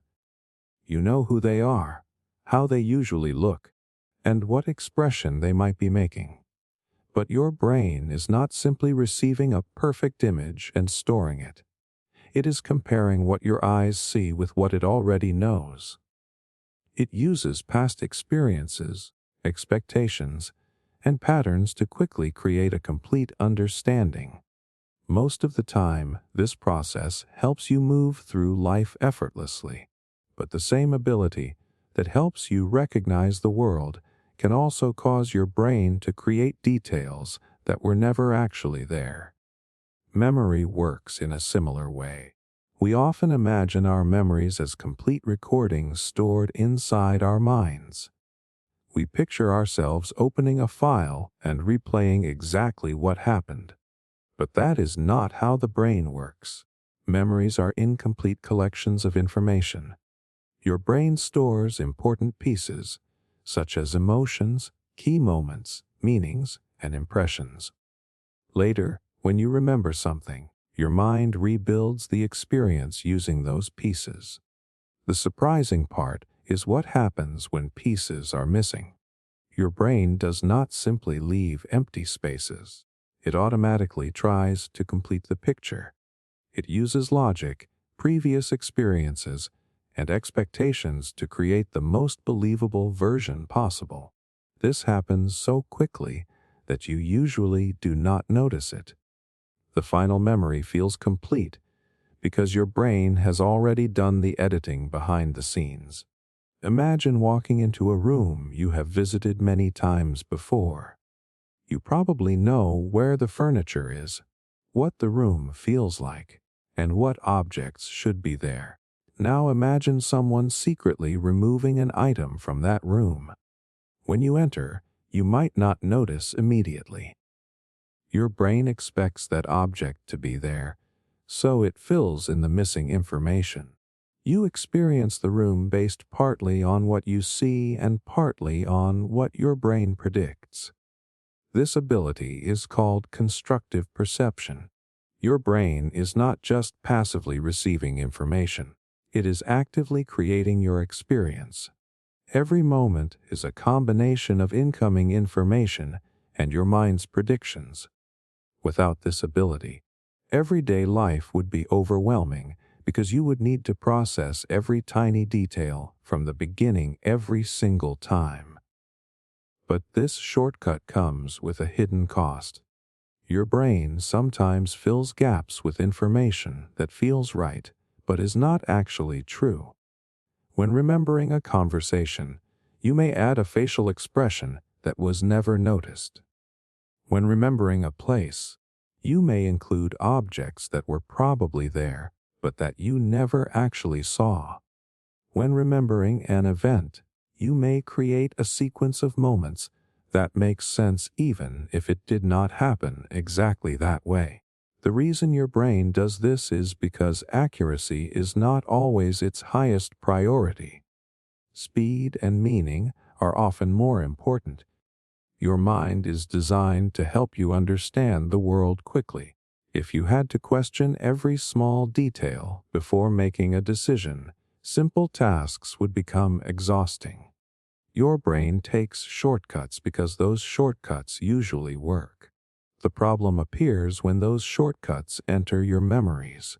Suppose you walk past a crowded street and later try to remember what happened. You remember seeing someone running, hearing loud sounds, and feeling surprised. But maybe you never noticed what caused the noise. Your brain may create a reasonable explanation based on what usually happens in similar situations. Later, that explanation can feel like something you actually witnessed. This is why people can confidently remember details that were never present. They are not making things up intentionally. Their brains are doing exactly what they were designed to do. They are completing an incomplete picture. The person remembers the finished version created by the brain, not the limited information that was originally available. Emotions make this process even stronger. When something matters to you, your brain tries harder to create a meaningful story around it. Imagine remembering an argument with someone you care about. You may remember their tone, their expression, and their intention. But some of those details may come from your feelings about the relationship rather than the actual moment. Your brain fills the gaps with information that matches the emotional meaning of the experience. This is also why expectations influence what we remember. If you believe someone dislikes you, you may remember their actions as colder or more negative. If you believe someone supports you, the same actions may feel more positive. The event itself may not change, but your brain fills in missing information according to the story you already believe. The strange thing is that these inventions do not feel invented. They feel natural. They feel obvious. They feel like they were always part of the memory. Your brain does not show you the editing process.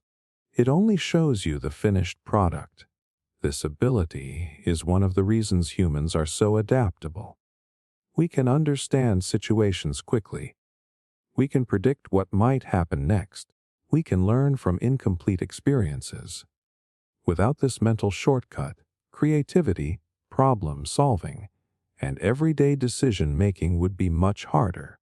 But understanding this process gives you a different relationship with your own memories. It reminds you that remembering is not simply looking backward. It is rebuilding. Every time you recall the past, your brain combines what was stored with what seems likely. Sometimes the result is accurate. Sometimes it contains small additions created by your own mind. The most fascinating thing is that your brain does not fill in missing pieces because it wants to trick you. It does it because it is trying to help you create a stable, understandable world.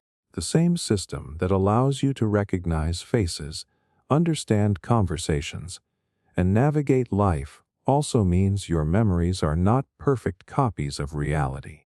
They are carefully constructed stories created by a brain that is always trying to complete the picture, even when you never asked it to. The memories your emotions completely distort. Think about a memory that still makes you feel something instantly. Maybe it is a moment when someone hurt you. Maybe it is a time when you felt completely happy and free. Maybe it is a memory of losing something important. The moment you think about it, the emotion returns almost immediately. Your heart reacts. Your body remembers the feeling. It feels like proof that the memory must be accurate because the emotion is so strong. But there is something your brain does that most people never notice.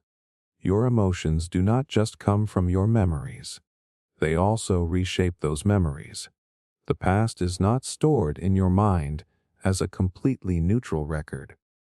Every time you remember something, your current emotional state can influence the way you see it. The memory you access today is not always the same memory you created back then. It is a new version built from the original experience, your present feelings, and everything that has happened since. This is why the same memory can feel completely different at different points in your life. Think about a difficult moment from your teenage years. At the time, it may have felt like the end of the world. The embarrassment, sadness, or anger may have felt impossible to escape. Years later, you might look back and laugh. The event did not change. The facts did not change.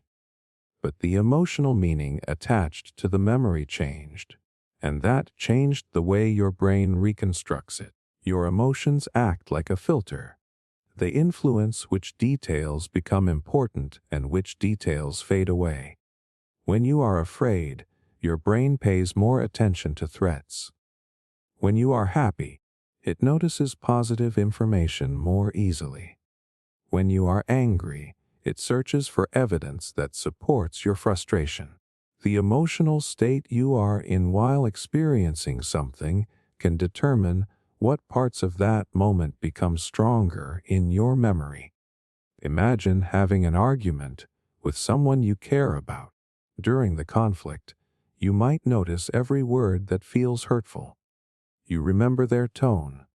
You remember their expression. You remember the exact moment you felt disappointed. Later, when you replay the argument, your brain may continue highlighting those painful details. The moments when they showed care or tried to explain themselves may become less noticeable. Over time, the memory can become a story about being hurt rather than a complete picture of what happened. This happens because your brain is always trying to create meaning. It does not simply ask, "What happened?" It also asks, "What does this mean for me?" If an event made you feel rejected, your brain may organize the memory around rejection. If an event made you feel successful, your brain may organize it around confidence. The emotion becomes part of the structure of the memory itself. Scientists call this emotional memory bias. It describes how our feelings influence the way we remember experiences. Strong emotions can make certain parts of an event more vivid while causing other details to become weaker. The memory feels stronger because the emotion attached to it is strong, but that does not mean every detail is accurate. This is why traumatic or stressful memories can sometimes feel incredibly clear. People often describe intense moments as if they remember every second perfectly. They remember where they were standing, what they saw, and what they felt. But research shows that even highly emotional memories can contain errors. The emotional intensity can make the memory feel powerful without guaranteeing that every detail was stored correctly. A strong emotion creates a sense of certainty. Your brain interprets the intensity of your reaction as evidence that something important happened. And because important experiences usually deserve attention, your mind keeps returning to them. Each time you replay the memory, you strengthen the emotional connection. But repeated replaying can also give your brain more opportunities to adjust the details. This is how a small moment can grow into something much larger over time. Imagine a friend making one careless comment years ago. At first, it may have been a brief moment that passed quickly. But if you continue thinking about it, telling others about it, and connecting it with other disappointments, the memory becomes stronger. Eventually, that single comment may represent the entire relationship in your mind. Your brain has transformed one moment into a bigger emotional story. Positive emotions can distort memories too. People often remember happy periods of life as being better than they actually were. This is called the feeling of nostalgia. When you miss the past, your brain may highlight the warmth and happiness while removing some of the stress, boredom, or difficulties that were also part of that time. The past becomes softer and more beautiful because your current emotions influence the way you reconstruct it. This explains why people can remember the same childhood in completely different ways. One sibling remembers adventure and happiness. Another remembers loneliness and conflict. They may have lived in the same house and experienced many of the same events, but their emotional experiences were different. Their brains selected different details to preserve because different things felt important to them. Your current mood can even change memories you already have. When you are feeling confident, old failures may seem like lessons that helped you grow. When you are feeling insecure, those same memories may feel like evidence that you are not good enough. The event stayed the same. The memory changed because the person looking back changed. This does not mean your emotions make your memories fake. Your feelings are real and valuable. They tell you what mattered to you. They reveal how experiences affected you. But emotions are not perfect historians. They can highlight some parts of the past while hiding others. The most surprising thing about memory is that it is not just a record of what happened. It is also a reflection of how you felt about what happened. Every memory carries traces of your emotions, your beliefs, and your current perspective. The past you remember is not only the past that existed, it is the past rebuilt by the person you are today. So the next time a memory feels impossible to question because the emotion behind it is so strong, remember this. A powerful feeling can make a memory feel more real, but it does not always make it more accurate. Sometimes your emotions are not simply reminding you of the past. They are quietly rewriting it. How movies and TV quietly rewrite your past.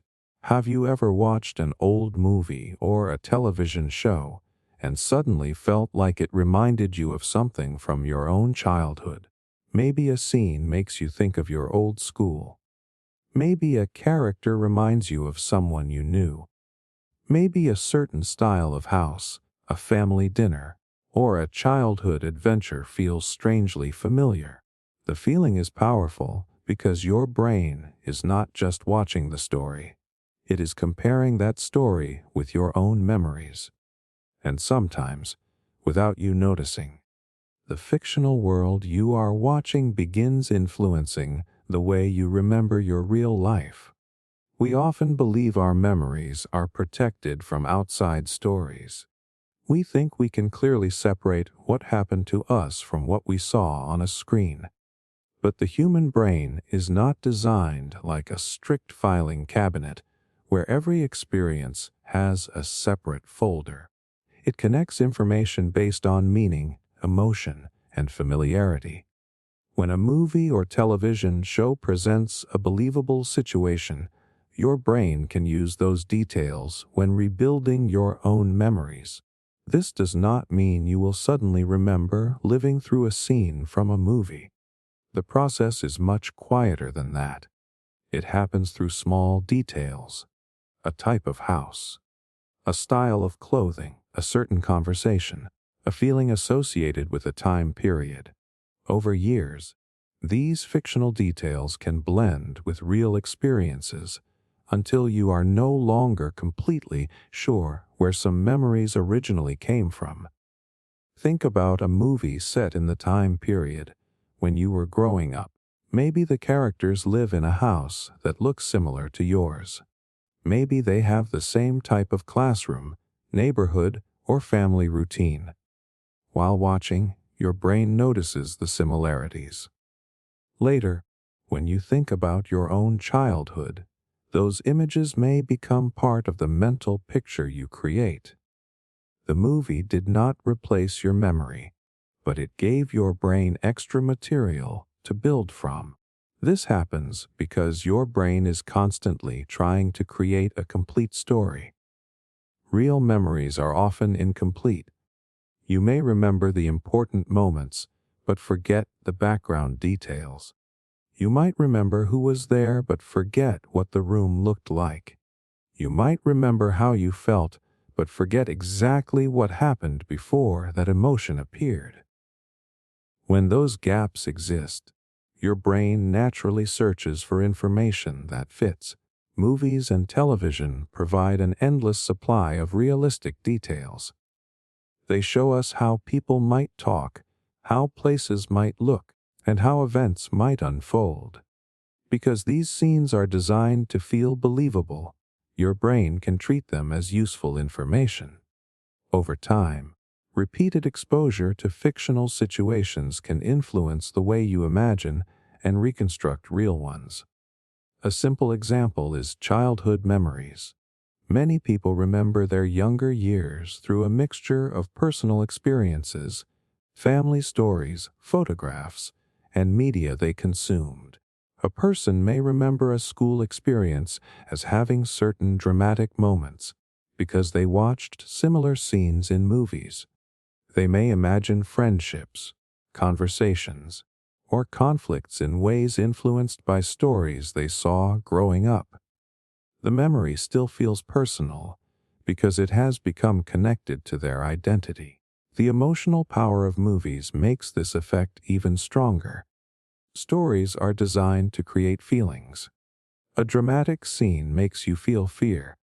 A happy ending creates warmth. A nostalgic moment creates a sense of longing. When your brain experiences strong emotions, it pays more attention.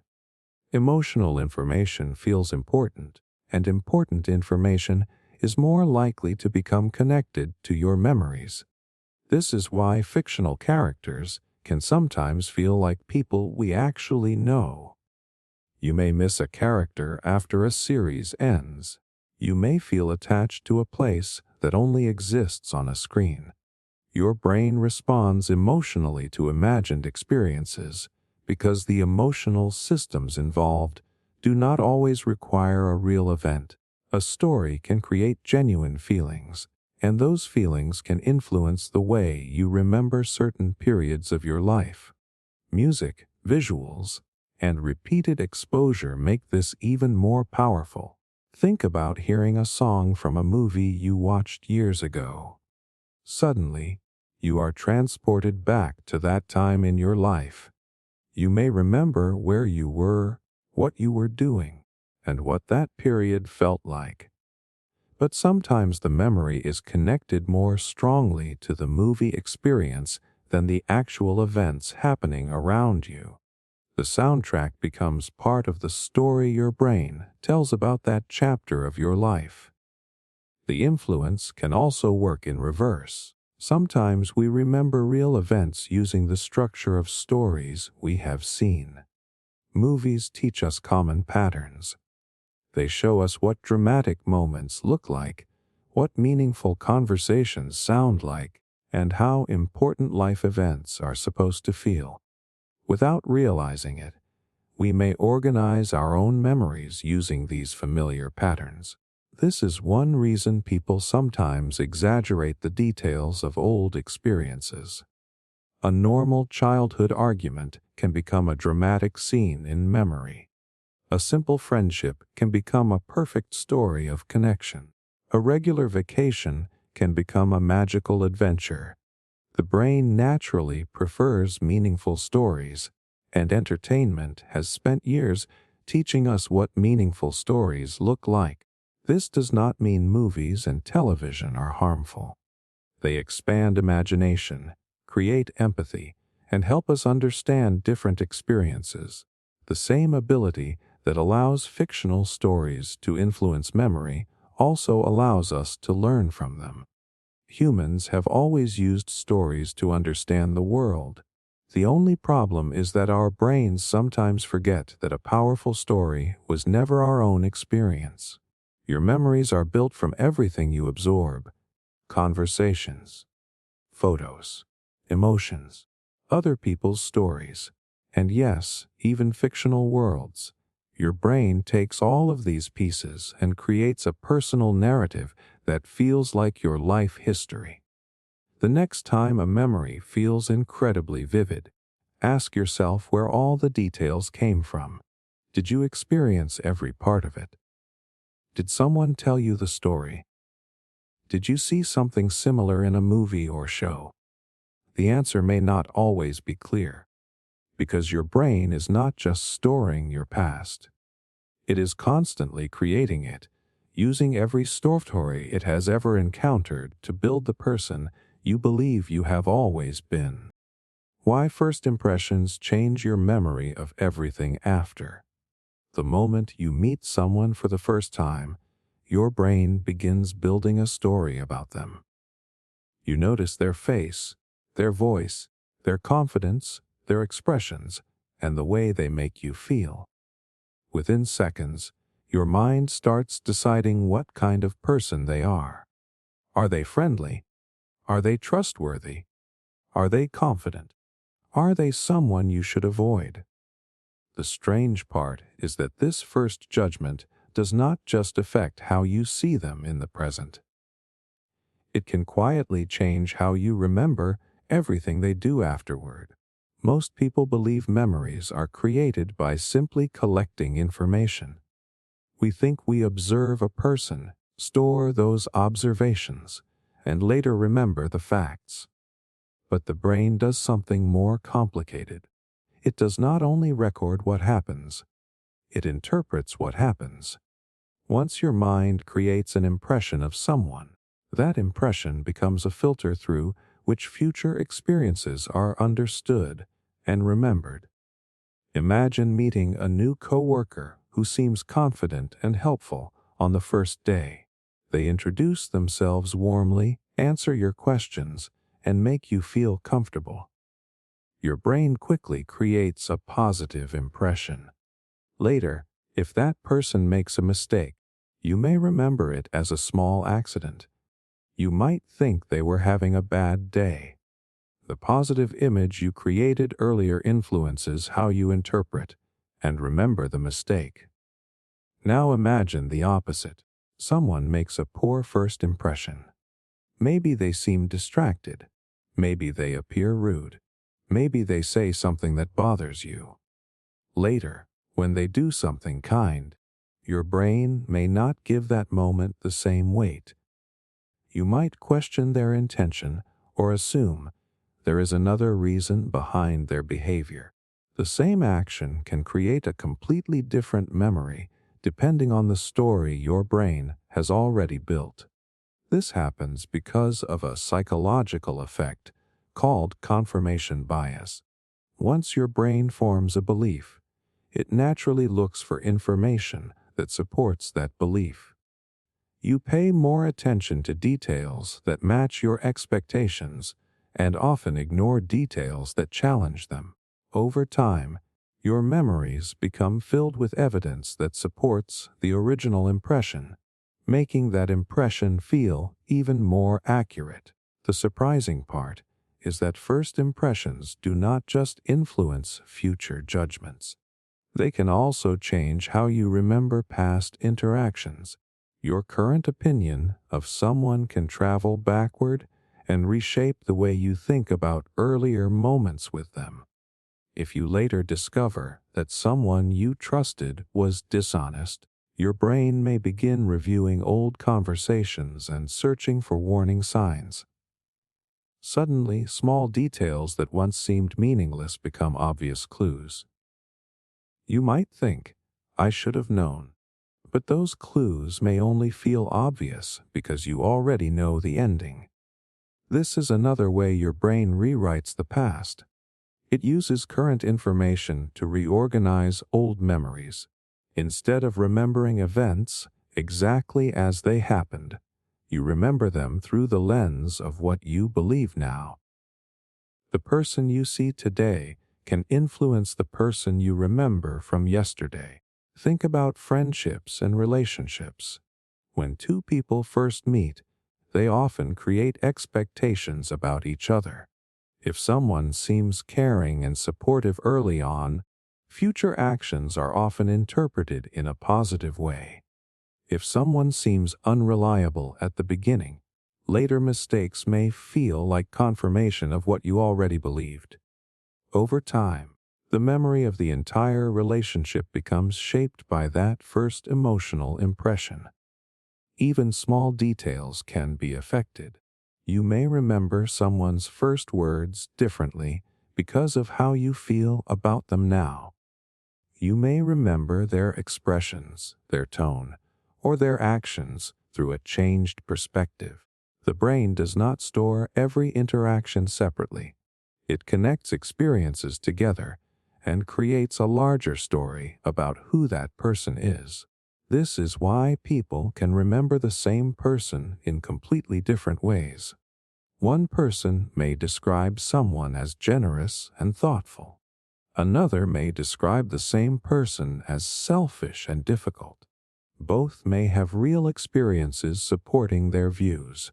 Their brains simply organized those experiences differently based on their original impressions and later interpretations. First impressions are powerful because the brain uses shortcuts. Meeting someone new requires processing a huge amount of information quickly. Instead of analyzing every detail, your mind creates a general impression that helps you navigate social situations. This ability is useful because it allows you to make fast decisions. But the shortcut can also create blind spots. A first impression can become like a mental label. Once the label exists, your brain begins sorting new information around it. If someone is labeled as intelligent, you may remember their smart ideas more easily.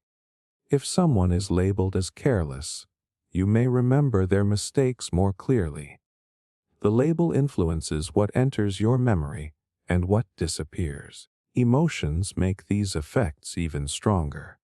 A person who makes you feel safe becomes connected with positive memories. A person who makes you feel uncomfortable becomes connected with negative ones. Because emotions strengthen memory, your feelings towards someone can influence which moments become the strongest parts of your story about them. This does not mean first impressions are always wrong. Sometimes your instincts notice real patterns. Sometimes a first interaction reveals something important. The problem is assuming the first impression is the complete truth. A single moment can become the foundation for a story that your brain continues reinforcing for years. Understanding this can change the way you view other people. It reminds you that everyone is being remembered through someone else's mental filter. A person may not actually be exactly who your first impression suggested. They may simply have become the character your brain created from limited information. The next time you meet someone new, remember that your first impression is not just affecting how you see them today. It may influence how you remember every interaction with them in the future. Your brain is not only collecting experiences, it is constantly organizing them into stories. And once a story begins, it can quietly change the way you remember everything that comes after. How social media alters what you remember. Think about the last time you looked through your old social media posts. Maybe you saw pictures from a vacation, a birthday, a night out with friends, or a moment from years ago that you almost forgot. Within seconds, memories start coming back. You remember the place. You remember the people. You remember how your life felt during that period. It feels like social media is helping you recover pieces of your past. But there is something much stranger happening. The posts you created and the posts you saw from others are not just reminding you of your memories. They are actively changing them. Social media has become an external memory system. Instead of relying only on our own minds, we now store pieces of our lives through photos, captions, videos, and online conversations. These digital records feel like proof of what happened, but they do not capture the full experience.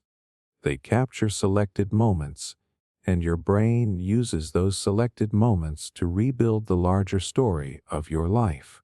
Imagine looking back at pictures from a trip you took years ago. You see beautiful locations, smiling faces, and moments that look perfect. Your brain begins reconstructing the experience around those images. You remember excitement, happiness, and adventure.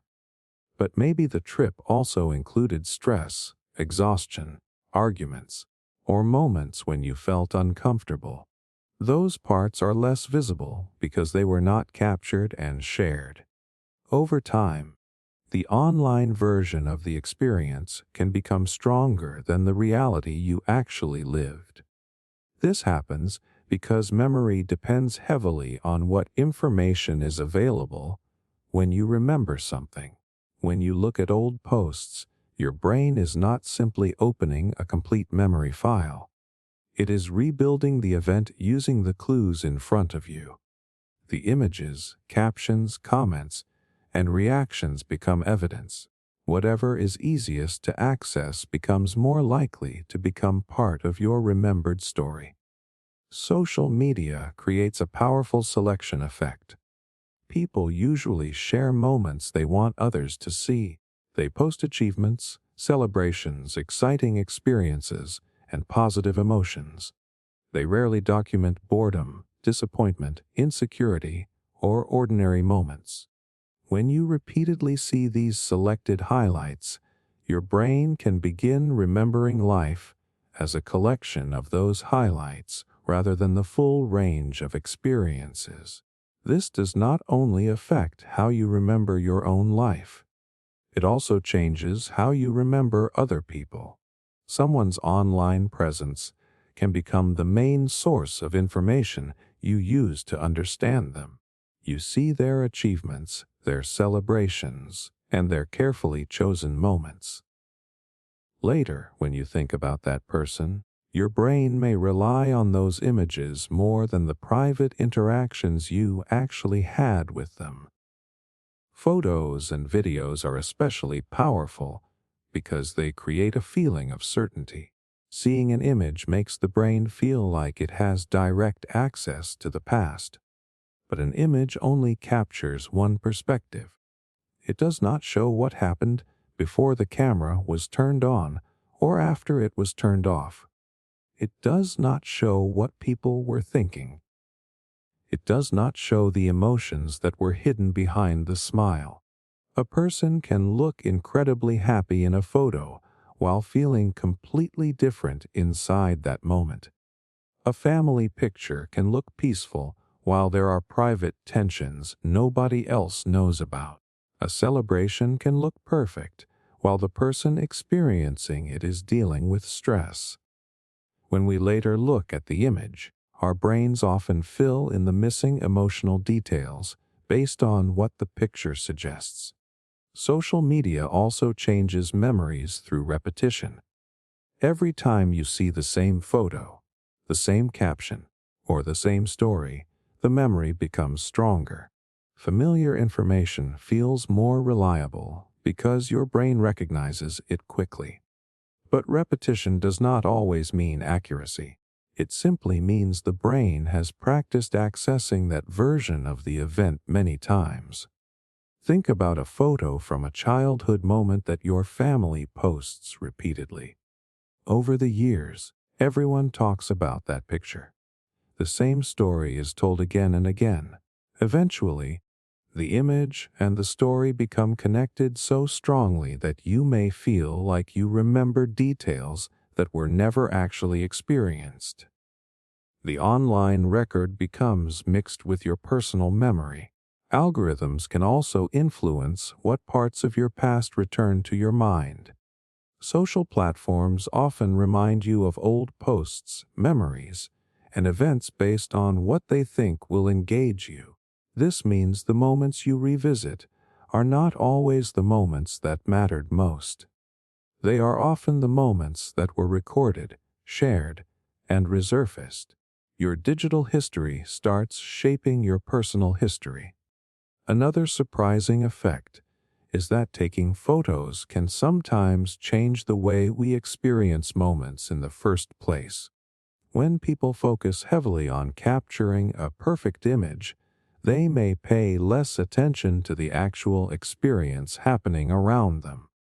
The brain may store the act of taking the photo more strongly than the event itself. Later, the picture becomes the main connection to the memory. This creates a strange situation where people can have thousands of images from their lives but still feel disconnected from certain moments. The photos prove something happened, but they do not always preserve the full emotional experience. They show the outside of the moment, while your brain has to rebuild everything happening beneath the surface. Social media is not destroying memory. It is simply becoming another powerful influence on how memories are created and retrieved. Just like conversations, photographs, and stories from other people, digital records become part of the information your brain uses to understand the past. The most important thing to remember is that your online history is not your complete life story. It is a collection of selected moments. The real experience was always larger than the picture, the caption, or the post. Your brain takes everything available and turns it into a memory. It uses emotions, images, stories, and repeated information to create a version of your past. In a world where every moment can be recorded and replayed, the surprising truth is that social media does not just preserve your memories. It helps decide which memories survive, which ones fade away, and which version of your life you end up remembering. Why you remember conversations that never happened. Have you ever been completely sure that someone said something to you, only to discover later that they never actually said it? Maybe you remember a friend promising something that they never promised. Maybe you remember a conversation with a family member that they have no memory of. Maybe you can almost hear the exact words, the tone of their voice, and the place where the conversation happened. The memory feels so clear that questioning it feels impossible. But the strange truth is that your brain can create conversations that feel completely real, even when those words were never spoken. This happens because your brain is not designed to store conversations like audio recordings. It does not save every sentence exactly as it was said. Instead, it stores the meaning of the interaction. It remembers the emotions, the important ideas, the general message, and the impression the conversation left behind. Later, when you try to remember the exact words, your brain reconstructs the conversation using those stored pieces. The problem is that reconstruction leaves room for invention. Your brain wants the memory to feel complete, so it fills in missing details. It creates sentences that match the meaning of what happened. It creates a tone that matches the emotion. It creates a sequence that makes the conversation feel natural. The final memory feels like a replay, but it is actually a reconstruction built from fragments. Imagine having a conversation with a friend about a problem you are dealing with. You remember that they supported you. You remember feeling better afterward. You remember the advice they gave. But weeks later, when someone asks what they said, your brain creates a specific version of the conversation. You may remember exact phrases that were never spoken because those words represent the overall message your brain stored. This happens because humans are naturally focused on meaning. During a conversation, your brain is not trying to memorize every word. It is trying to understand the person. It is tracking emotions, intentions, and important information. If your friend made you feel understood, your brain remembers that feeling. The exact sentence may disappear, and later your mind creates language that matches the feeling. This is why people can have different memories of the same conversation. Two people can sit together for 30 minutes, discuss the same topic, and later remember completely different versions of what was said. One person remembers encouragement. The other remembers criticism. One remembers a joke. The other remembers a serious comment. Their brains focused on different parts of the interaction, and those different pieces became the foundation of their memories. Emotions make these false conversation memories even stronger. When a conversation matters to you, your brain gives it more importance. A painful comment, a meaningful compliment, or an emotional argument is more likely to be remembered. But strong emotions can also cause your brain to focus on the emotional impact rather than the exact details. You remember how the conversation made you feel, and your brain fills in the words that seem to explain that feeling. Think about a disagreement with someone you care about. Years later, you might remember the exact sentence that hurt you. You might remember thinking, "I cannot believe they said that." But when you revisit the conversation, you may discover that the actual words were different. The feeling was real. The impact was real. But the sentence your brain attached to that feeling may have changed over time. Psychologists have found that memory is especially vulnerable to changes when people try to remember details after the event has passed. Every time you recall a conversation, your brain rebuilds it. New information can become mixed with the original memory. Your current beliefs about the person can influence how you remember their words. If your relationship changes, your memory of past conversations can change with it. Imagine someone who was once your close friend, but later became someone you dislike. When you think back on old conversations, your current feelings may influence what stands out. Neutral comments may start sounding negative. Small disagreements may feel like major warning signs. Your brain uses your current understanding of the person to reinterpret the past. The opposite can happen too. When you admire someone, your brain may remember their words more positively. A simple comment can become a powerful piece of advice. A casual conversation can become a meaningful life lesson. The memory becomes shaped not only by what was said, but by the importance that person has in your life. Another reason this happens is because our brains are constantly predicting language. Every day, we hear thousands of sentences and learn patterns about how people communicate.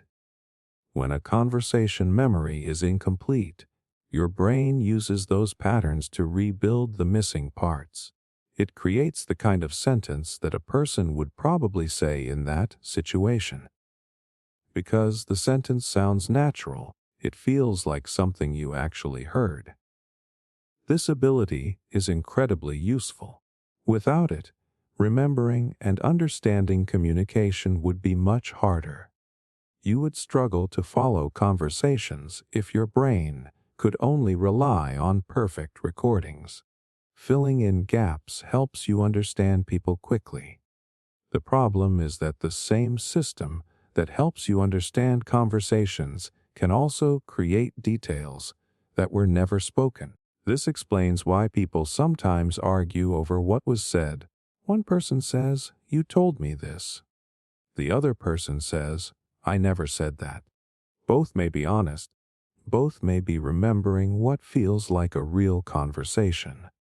The difference is that one person's brain created a memory from their interpretation, while the other person's brain created a different version from theirs. Your memories of conversations are not just recordings of words. They are stories created from meaning, emotion, expectations, and time. Your brain keeps the parts that feel important and rebuilds the parts that disappear. So the next time you are absolutely certain someone said something, remember that certainty does not always mean accuracy. The words you remember may not be the words that were spoken. They may be your brain's best attempt to recreate the message, the emotion, and the meaning of the moment. And sometimes, that reconstruction becomes so convincing that you remember a conversation that existed only inside your own mind. The strange reason you remember yourself as better than you were. Think about your younger self for a moment. Maybe you remember being more confident, more talented, more disciplined, or more mature than you actually were. Maybe you look back at old photos and think, "I was actually pretty good back then." Maybe you remember yourself as the person who always helped others, always made smart choices, or always knew what they were doing. But when you look at old messages, old mistakes, or stories from people who knew you during that time, something feels different. The person you remember and the person you actually were do not completely match. This happens because your brain has a powerful desire to protect the way you see yourself. Your memories are not only about preserving the past. They also help create your identity. They answer questions like, who am I? What kind of person am I? And what choices do I usually make? Because of that, your brain does not remember your past as a completely neutral observer.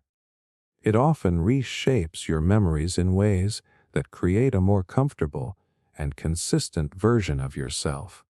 Most people do not remember themselves as the villain of their own story. Even when they admit mistakes, they usually remember those mistakes through a specific perspective. They remember why they made the choice. They remember the pressure they were under. They remember the good intentions behind their actions. Meanwhile, the people affected by those actions may remember the situation very differently. This does not happen because people are intentionally lying to themselves. The brain naturally protects a stable sense of identity. If you constantly remembered every selfish moment, every bad decision, every time you failed to help someone, your view of yourself could become painful and difficult to maintain. Instead, your mind tends to organize memories into a story that allows you to move forward. Imagine looking back at your school years. You might remember yourself as someone who was always curious and hardworking. Maybe you remember enjoying learning and being interested in many things. But if you looked through old assignments, forgotten responsibilities, or comments from teachers, you might discover a more complicated picture. You were probably a mixture of good qualities and weaknesses, just like everyone else. But your memory may have highlighted the parts that fit the person you believe you became.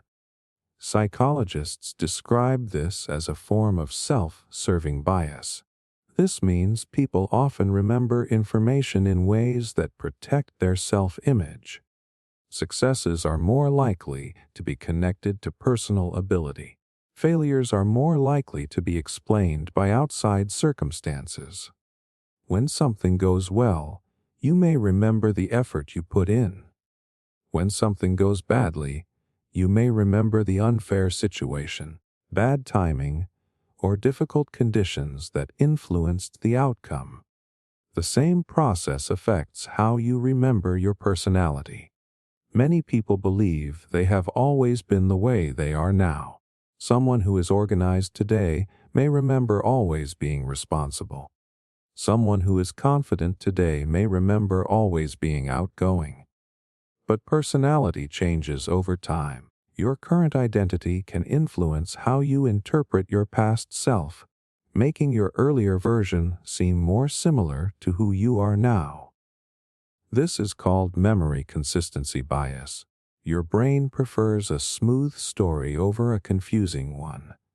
If your current beliefs about yourself and your old memories do not match, your mind may adjust the memory to reduce the difference. It creates a feeling that you have always been on the same path, even though real personal growth is usually much more complicated. Think about someone who becomes successful later in life. When they look back, they may remember early signs that success was always coming.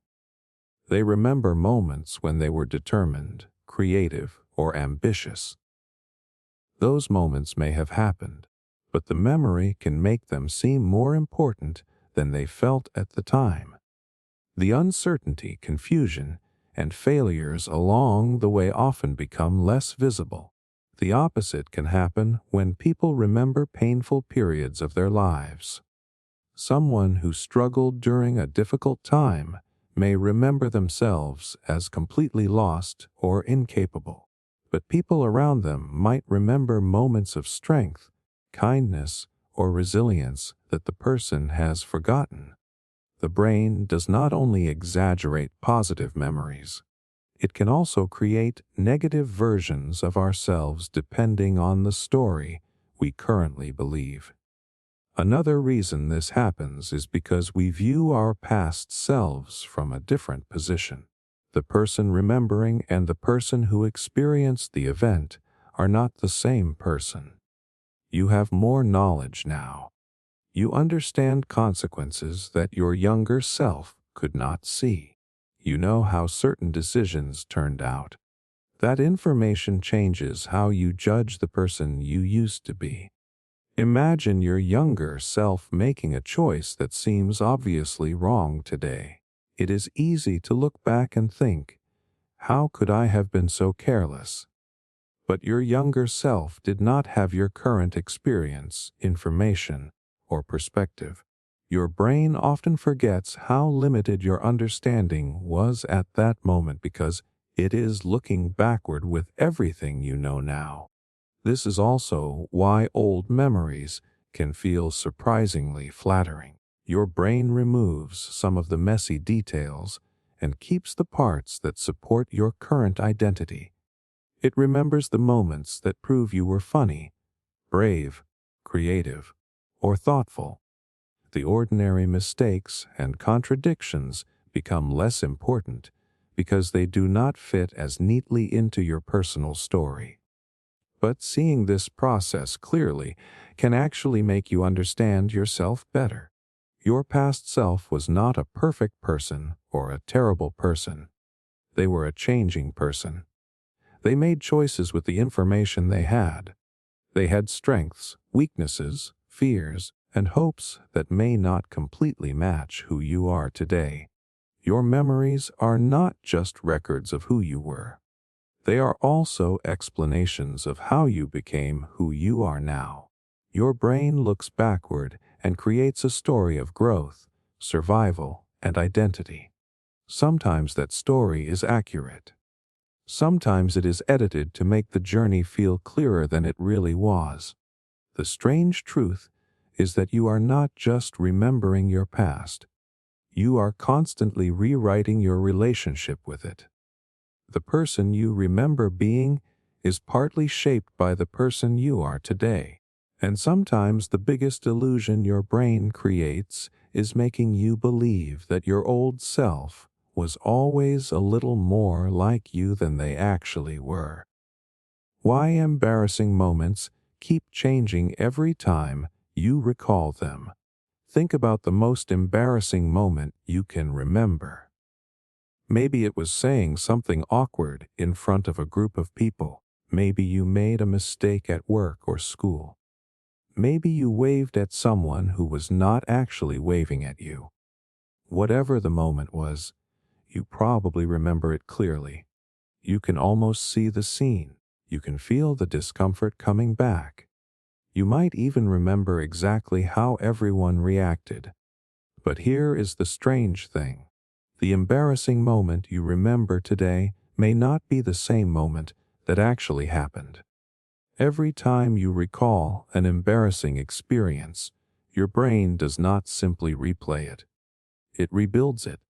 And during that rebuilding process, your current emotions, beliefs, and perspective can quietly change the memory. The event stays connected to the same basic story, but the details, intensity, and meaning can shift over time. This is why embarrassing memories can feel strangely alive years later. They are not stored like old videos sitting untouched inside your mind. They are active memories that your brain continues updating. Every time you think about the moment, you are creating another version of it. Sometimes you make it worse. Sometimes you make it easier to accept. Sometimes you completely change the way you understand what happened. Imagine a moment from school where you answered a question incorrectly in front of the class. At the time, your face became hot. You felt like everyone noticed. You felt like the mistake would define you forever. Years later, you may still remember that moment as one of the worst things that ever happened to you. But if you asked your classmates about it, many of them might not remember it at all. The event felt enormous because of how you experienced it, not because of how everyone else saw it. This happens because embarrassment is a deeply personal emotion. Your brain pays close attention to situations where your social image feels threatened. Humans are naturally wired to care about acceptance because belonging has always been important for survival. When something makes you feel rejected, judged, or exposed, your brain marks it as important. It stores the emotional impact strongly. But strong emotions create an interesting problem. They can make a memory feel more accurate than it actually is. Because the embarrassment feels real, your brain assumes the details connected to that feeling must also be reliable. You remember the emotion, and then your mind fills the scene around that emotion. This is why people often remember embarrassing moments as much bigger than they really were. Your brain may exaggerate how many people noticed. It may exaggerate how long the awkward silence lasted. It may exaggerate how much others judged you. The reason is not because your brain wants to hurt you. It is trying to understand why the moment felt so uncomfortable. When something embarrassing happens, your mind starts analyzing it. What did people think of me? Did I look foolish? Will they remember this? This mental replay is an attempt to learn from the experience. Your brain is searching for information that could help you avoid a similar situation in the future. But the more you replay the memory, the more opportunities your brain has to modify it. This process is called reconsolidation. When you remember something, the memory becomes temporarily active and can be changed before it is stored again. Your brain may add new interpretations, new emotions, or new details. The next time you remember the event, you are not accessing the original memory. You are accessing the updated version. This explains why embarrassing memories often change as you get older. A moment that once felt unbearable may eventually become funny. A mistake that once made you feel ashamed may become a lesson you appreciate. The event did not change. Your relationship with the event changed, and your brain adjusted the memory to match that new perspective. But the opposite can happen too. Sometimes an embarrassing moment becomes more painful over time. If you repeatedly tell yourself that the event proves something negative about you, your brain strengthens that connection. A simple mistake can become evidence for a larger belief like I am awkward or I always mess things up. The memory becomes less about what happened and more about the meaning you attached to it. Your current emotions also influence how you remember old embarrassment. When you feel confident, the memory may seem smaller. You might laugh at how seriously you took it. When you feel insecure, the same memory can return with the same intensity it had years ago. The past moment stays the same, but the person looking back at it has changed. This is why two people can experience the same embarrassing situation and remember it completely differently. One person may remember it as a funny story. Another may remember it as a painful moment that changed how they saw themselves. The difference is not only what happened, it is how each brain processed and rebuilt the experience. Interestingly, embarrassing memories often become stronger because we repeat them. We tell the story to friends. We think about it before sleeping. We laugh about it years later. Each repetition strengthens the memory pathway. But repetition also gives the brain more chances to edit the story. The version you tell most often becomes the version that feels most real. The good news is that this same process allows embarrassing memories to heal. Your brain is not permanently locked into one interpretation of the past. A moment that once felt like a disaster can become a reminder of growth. A painful memory can become proof that you survived something uncomfortable. Your embarrassing memories are not fixed recordings of your worst moments. They are living stories that your brain continues shaping. Each time you remember them, you are not just looking back, you are rebuilding. So the next time an old embarrassing moment suddenly comes back and feels painfully real, remember this. You are not experiencing the original event again. You are experiencing the version your brain has created after years of emotions, lessons, and new perspectives. The memory feels like a window into the past, but it is actually a story that has been rewritten every time you opened it. How time slowly edits your personal history. Think about a memory from 10 or 20 years ago. Maybe it is your first day at school. Maybe it is a family trip. Maybe it is a friendship that meant everything to you at the time. When you picture that moment, it probably feels like you are looking directly into the past. You can see the scene. You can feel the emotions. You believe you are remembering what really happened. But the strange truth is that time does not simply make memories fade. It quietly edits them. Most people imagine forgetting as the main problem with memory. They think memories disappear like old files becoming damaged over time. But the more surprising thing is that memories often do not just become weaker. They become different. As years pass, your brain keeps updating your personal history. It removes certain details, strengthens others, and sometimes adds new meaning to events that happened long ago. Your memories are not frozen moments from the past. They are living stories that continue changing every time you revisit them. The person you are today is constantly looking back at the person you used to be and creating a version of the past that makes sense with your current identity. Imagine remembering your childhood home. You might picture the rooms, the people, and the feelings you had there. But how much of that image comes from your own direct experience? And how much comes from photographs, family stories, and years of thinking about that place? Over time, different sources of information begin blending together. The original memory becomes mixed with everything you learned afterward. This happens because the brain does not store every detail equally. When an experience happens, some information feels important and stays stronger. Other details disappear quickly. Years later, when you remember the event, your brain rebuilds the memory using the pieces that remain.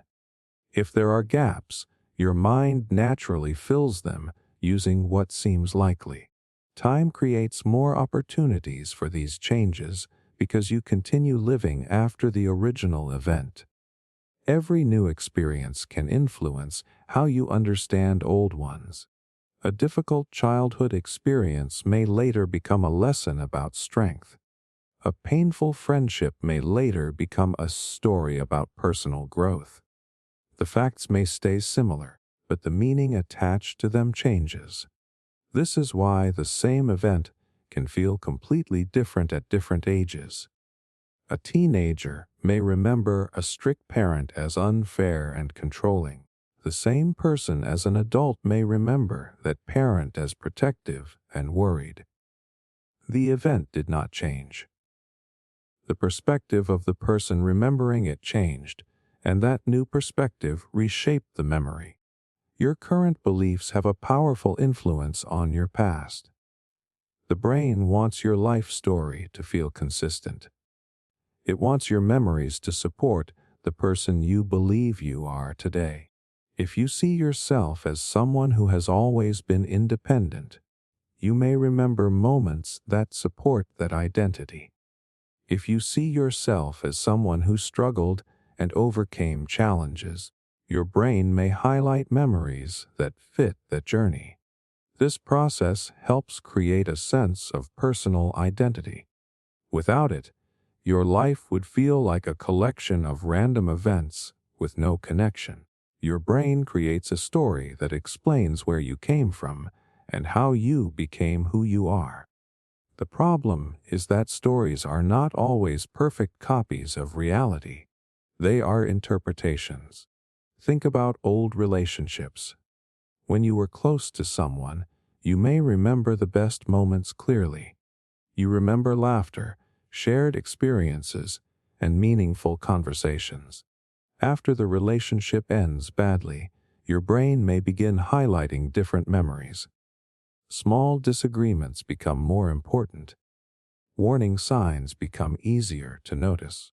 The person you remember can slowly change depending on how the relationship ended. This does not mean your earlier memories were fake.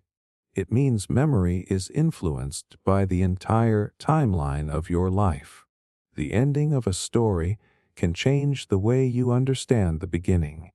Your brain constantly connects past and present, allowing your current knowledge to reshape your interpretation of what came before. Time also changes memories through repetition.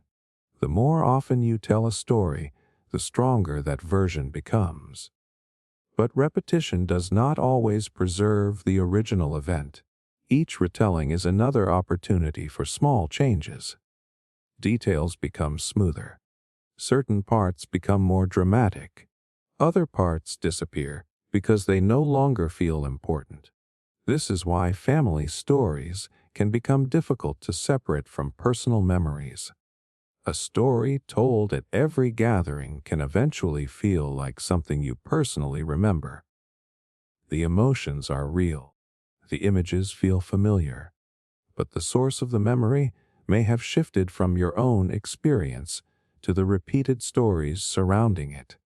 Nostalgia creates another powerful form of editing. When you miss the past, your brain often highlights the positive parts.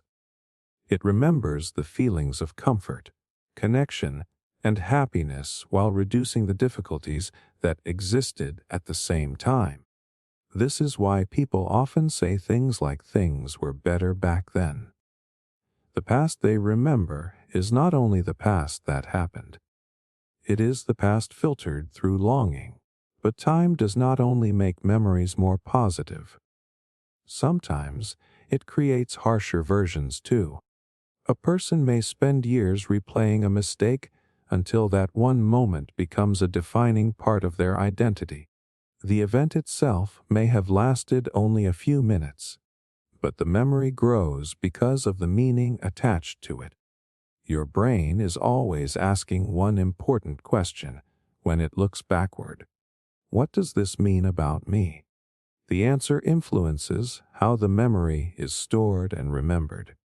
Your past becomes connected to your beliefs, your emotions, and your understanding of yourself. The fascinating thing is that this editing process is not a flaw. It is part of being human. A perfectly accurate memory system might preserve every painful detail and every insignificant moment forever, making it difficult to adapt. Your brain changes memories because it is trying to help you learn, grow, and create a meaningful story. The past you remember is not a perfect museum of everything that happened. It is more like a story that has been rewritten by every version of yourself who has looked back at it. The child you were, the person you became, and the person you are now all influence the memories you carry. So when you think about your personal history, remember this. You are not simply discovering the past. You are experiencing the version your brain has created after years of emotions, lessons, and changes. Time does not just move you away from your memories. It quietly reshapes them until the story of your life becomes a reflection of both what happened and who you have become. Why familiarity tricks you into thinking something happened. Have you ever walked into a place you have never visited before, but suddenly felt like you had already been there? Maybe you hear a song for the first time, but somehow it feels strangely familiar. Maybe you meet someone new and get the feeling that you already know them. There is a strange feeling that appears in these moments. It is the feeling of recognition. Your brain says, I have experienced this before. But sometimes, that feeling is not a memory. It is simply familiarity pretending to be one. The human brain uses familiarity as a shortcut to understand the world. When something feels known, your mind naturally assumes there is a reason for that feeling. Most of the time, that assumption is useful. If you recognize a person, a place, or a situation, it helps you respond quickly. But the problem is that your brain does not always know where the feeling of familiarity came from. A familiar feeling can come from many different sources. You may have seen something similar before. You may have heard a story about it. You may have imagined it. You may have experienced something with the same emotional pattern. But when your brain detects that sense of recognition, it does not always attach the correct source. Sometimes it simply creates the feeling that you remember. This is one reason false memories can feel so convincing. The feeling of remembering and the feeling of familiarity are closely connected. When something feels familiar, your brain may interpret that feeling as evidence that the event actually happened. The stronger the familiarity, the stronger the sense of certainty can become. Imagine hearing a story about a place you have never visited. Someone describes the streets, the buildings, and the atmosphere in great detail. Months later, you travel there for the first time. As you walk around, something feels strangely familiar. You might think, I remember this place. But what you are actually recognizing may be the description you heard, not a personal experience. This happens because the brain stores information in connected networks. A real experience, a story, a photograph, and an imagined scene can all create similar mental patterns. Later, when one part of that network becomes active, your brain may not always know the original source. It recognizes the information but loses track of where it came from. Psychologists call this source confusion. It happens when the brain remembers information but incorrectly identifies the origin of that information. You remember the detail, but you forget whether you experienced it, heard it, imagined it, or learned it from someone else. Think about hearing a funny story about something that happened to a friend. You laugh, you imagine the scene, you picture the people involved. Years later, you may remember the event clearly, but the person who experienced it was not you. Your brain kept the details and the emotions, but slowly lost the label that explained where the memory came from. Familiarity becomes even more powerful when emotions are involved. If something creates a strong emotional reaction, your brain treats it as important. A place that feels comforting, a person who feels trustworthy, or a situation that feels exciting can create a strong sense of recognition. But emotional connection does not always mean personal history. This is why certain places can feel like they belong to you even when you have never been there. A house style may remind you of your childhood. A smell may remind you of a person you loved. A song may bring back a feeling from a specific time. Your brain connects patterns together, and sometimes those connections feel like memories. The danger is that familiarity feels like confidence. When something feels known, we naturally trust it. We rarely stop and ask why it feels familiar. We simply accept the feeling as proof. But the brain can produce familiarity without an actual past experience attached to it. This explains why people sometimes say, "I know I have seen this before," even when they cannot explain where. The feeling is real. The brain genuinely recognizes a pattern. The mistake is assuming that recognition always means a personal memory exists. The same effect can influence how we judge people. Sometimes you meet someone and immediately feel like you can trust them. Other times, someone feels uncomfortable even though they have done nothing wrong. These reactions can come from unconscious similarities to past experiences. Your brain compares the current person with stored information and creates a feeling based on the match. Familiarity can also be created through repetition. The more often you see something, the more comfortable it becomes. This is called the mere exposure effect. Repeated exposure makes things feel more familiar, and familiar things often feel safer and more believable. Over time, repeated information can start feeling true, simply because your brain has encountered it many times.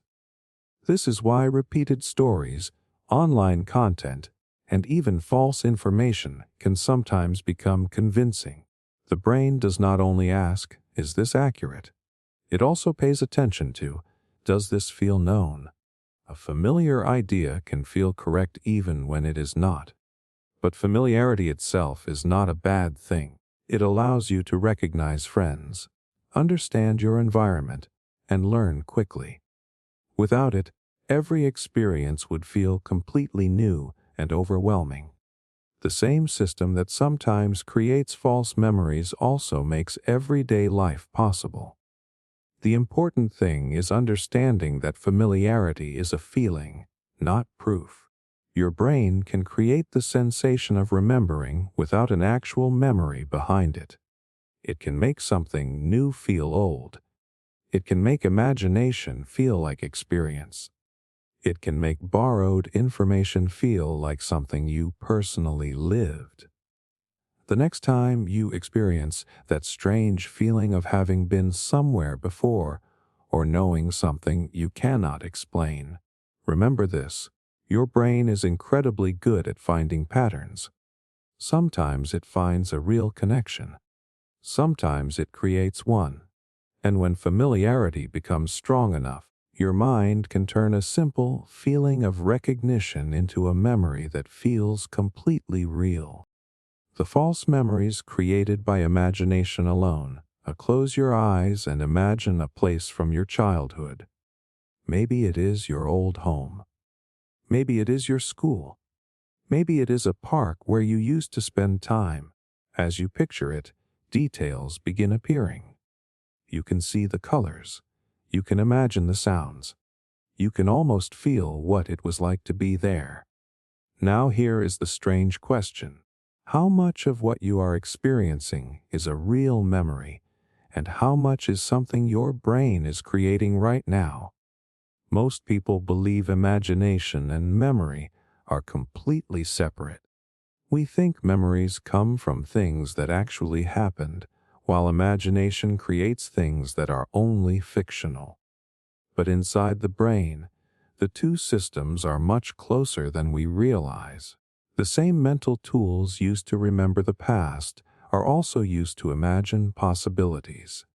Because of this connection, your brain can sometimes create memories from imagination alone. This does not mean your mind randomly invents entire life experiences every day. The process is much more subtle. It often begins with a simple thought. You imagine something that could have happened. You picture the details. You replay the idea several times. Over time, the imagined event becomes more familiar. The feeling of familiarity grows stronger, and your brain may begin treating the imagined experience as something that actually belongs to your past. The reason this happens is because memory is not only about storing information, it is about rebuilding experiences. When you remember something, your brain creates a mental scene. It brings together images, emotions, sounds, and details to make the past feel present again. Imagination uses many of the same processes. Both involve creating a picture inside your mind. Imagine thinking about a childhood event that you are not completely sure happened. Maybe someone tells you that you once got lost at a family event. At first, you have no memory of it. But then you start imagining what it would have looked like. You picture the location. You imagine your feelings. You think about who was there. After repeated imagination, the scene begins feeling more real. The brain becomes better at creating the image, and that increased familiarity can feel like evidence. Psychologists have studied this effect through a process called imagination inflation. When people repeatedly imagine an event, they sometimes become more confident that the event actually happened. The reason is simple. The imagined event becomes easier for the brain to access. Because it feels more detailed and familiar, the mind can mistake that ease of recall for proof that the memory is real. This reveals something fascinating about confidence. A memory does not become convincing only because it is accurate. It can become convincing because it has been practiced. The brain does not always measure truth directly. It often relies on signals like familiarity, detail, and emotional connection. If an imagined event contains those signals, it can begin feeling surprisingly real. Think about dreams. A dream can create an entire experience inside your mind. You can interact with people, visit places, and feel intense emotions. Sometimes after waking up, pieces of the dream stay with you. If you continue thinking about it, parts of that dream can become connected with real memories. Imagination works in a similar way. The brain creates an experience internally, and repeated attention can strengthen its connection. Emotions make imagined memories even more powerful. If you imagine an event that creates fear, excitement, sadness, or happiness, your brain gives that experience more importance. Emotional intensity tells your mind that something matters. The problem is that your brain may remember the emotion strongly while losing track of whether the original event actually happened. This is why people sometimes create memories around things they deeply imagined. Someone may picture a future conversation so many times that they later feel like it already happened. Someone may imagine a mistake they could make and later feel anxious, as if they experienced it. Someone may repeatedly think about a possible event until the possibility starts feeling like a personal history. Your brain is designed to simulate experiences. This ability is incredibly useful. It helps you plan, solve problems, practice skills, and prepare for the future. Athletes imagine successful performances. Students imagine completing difficult tasks. People imagine possible outcomes before making decisions. The same system that helps you prepare for what might happen can sometimes blur the line between what did happen and what only could have happened. The people around you can also influence this process. If someone suggests an event and you begin imagining it, the combination of their information and your imagination can create a stronger sense of reality. Your brain takes the suggestion, adds details, creates emotions, and builds a complete scene. Eventually, the memory feels like it belongs to you. This is why imagination is such a powerful force in shaping personal history. Your memories are not created only from direct experiences. They are influenced by stories, pictures, conversations, emotions, and mental images. Everything your brain uses to understand your life can become part of the memory building process. But this does not mean you should distrust every memory you have. Most of your memories are connected to real experiences. The point is simply that the brain is a creative system. It does not only preserve the past, it reconstructs it. The most surprising part is that a false memory created through imagination does not feel false. It does not come with a warning sign. It feels natural because your brain built it using the same materials it uses for real memories. The images feel real. The emotions feel real. The sense of knowing feels real. Your imagination is powerful enough to create worlds that never existed, and sometimes it is powerful enough to make those worlds feel like they were part of your own life. The past you remember is not only made from what you experienced. It is also shaped by what your mind has repeatedly created, explored, and believed could have happened.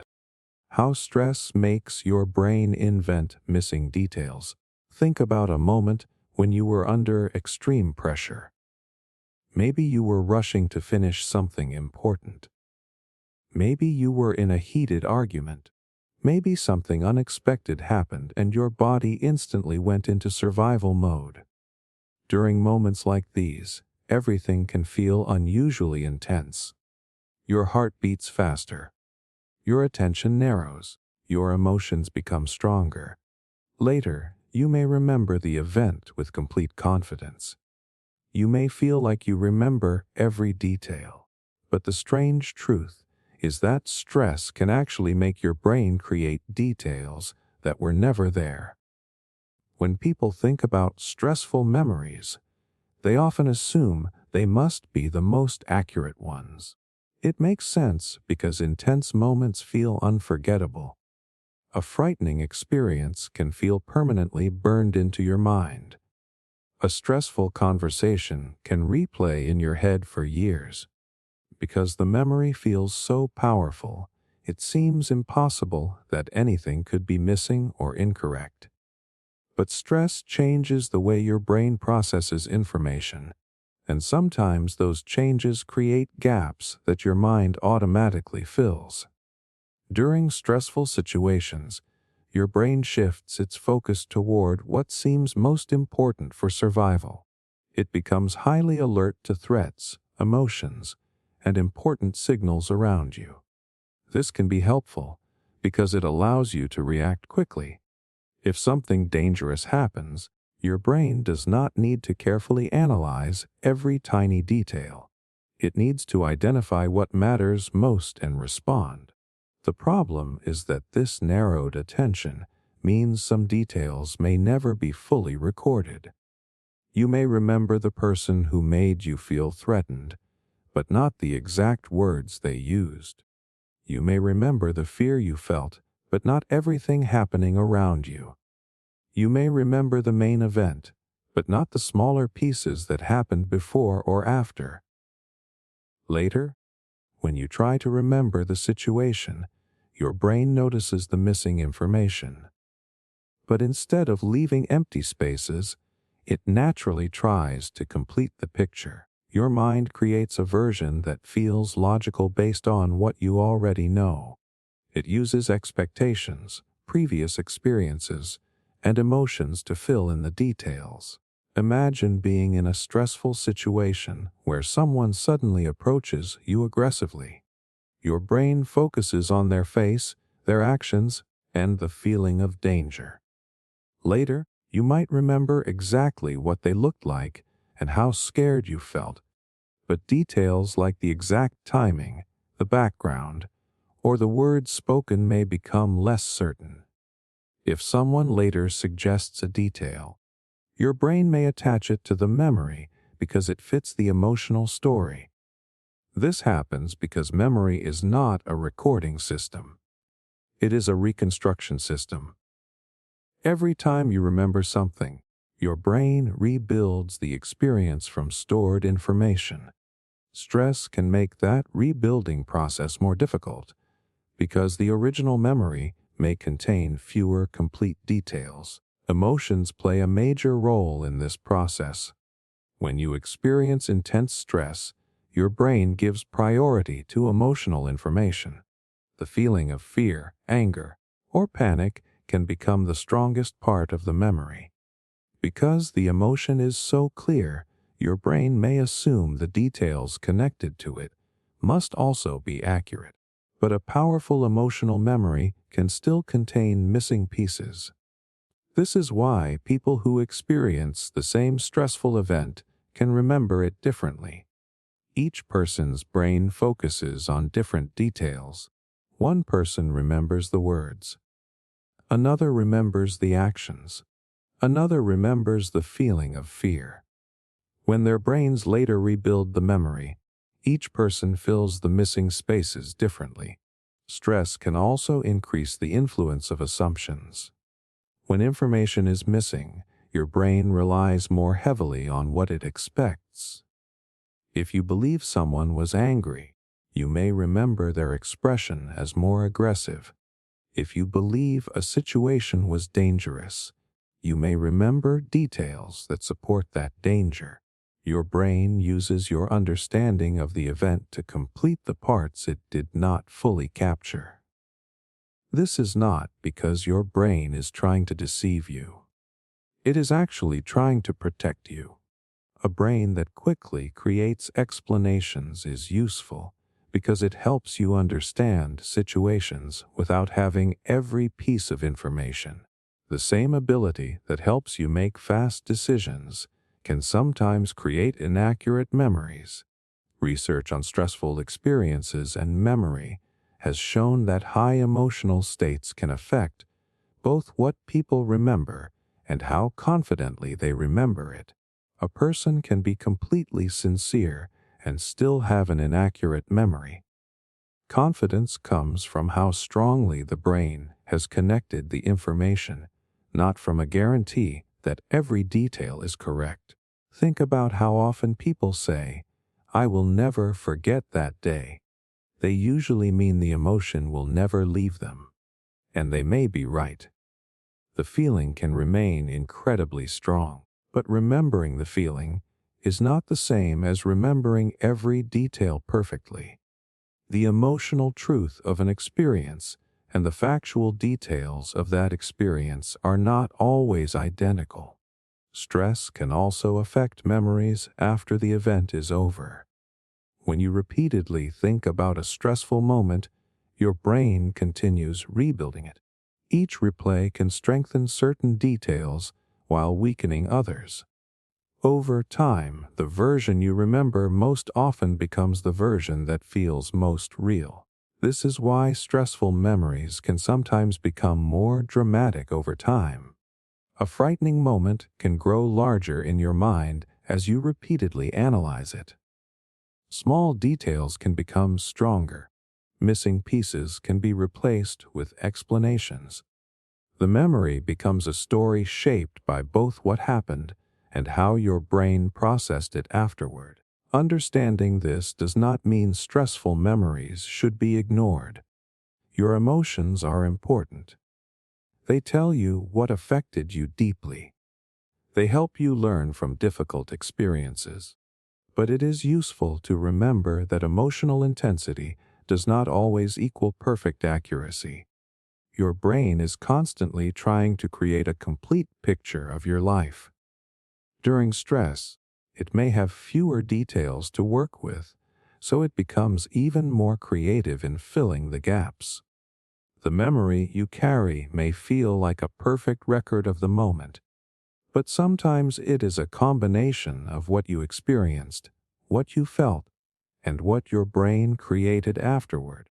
The most surprising thing about stress is that it does not only affect how you feel in the moment.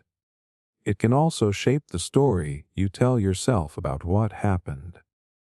And sometimes, without you realizing it, your brain adds missing pieces to create a memory that feels complete, even when parts of it were never actually there.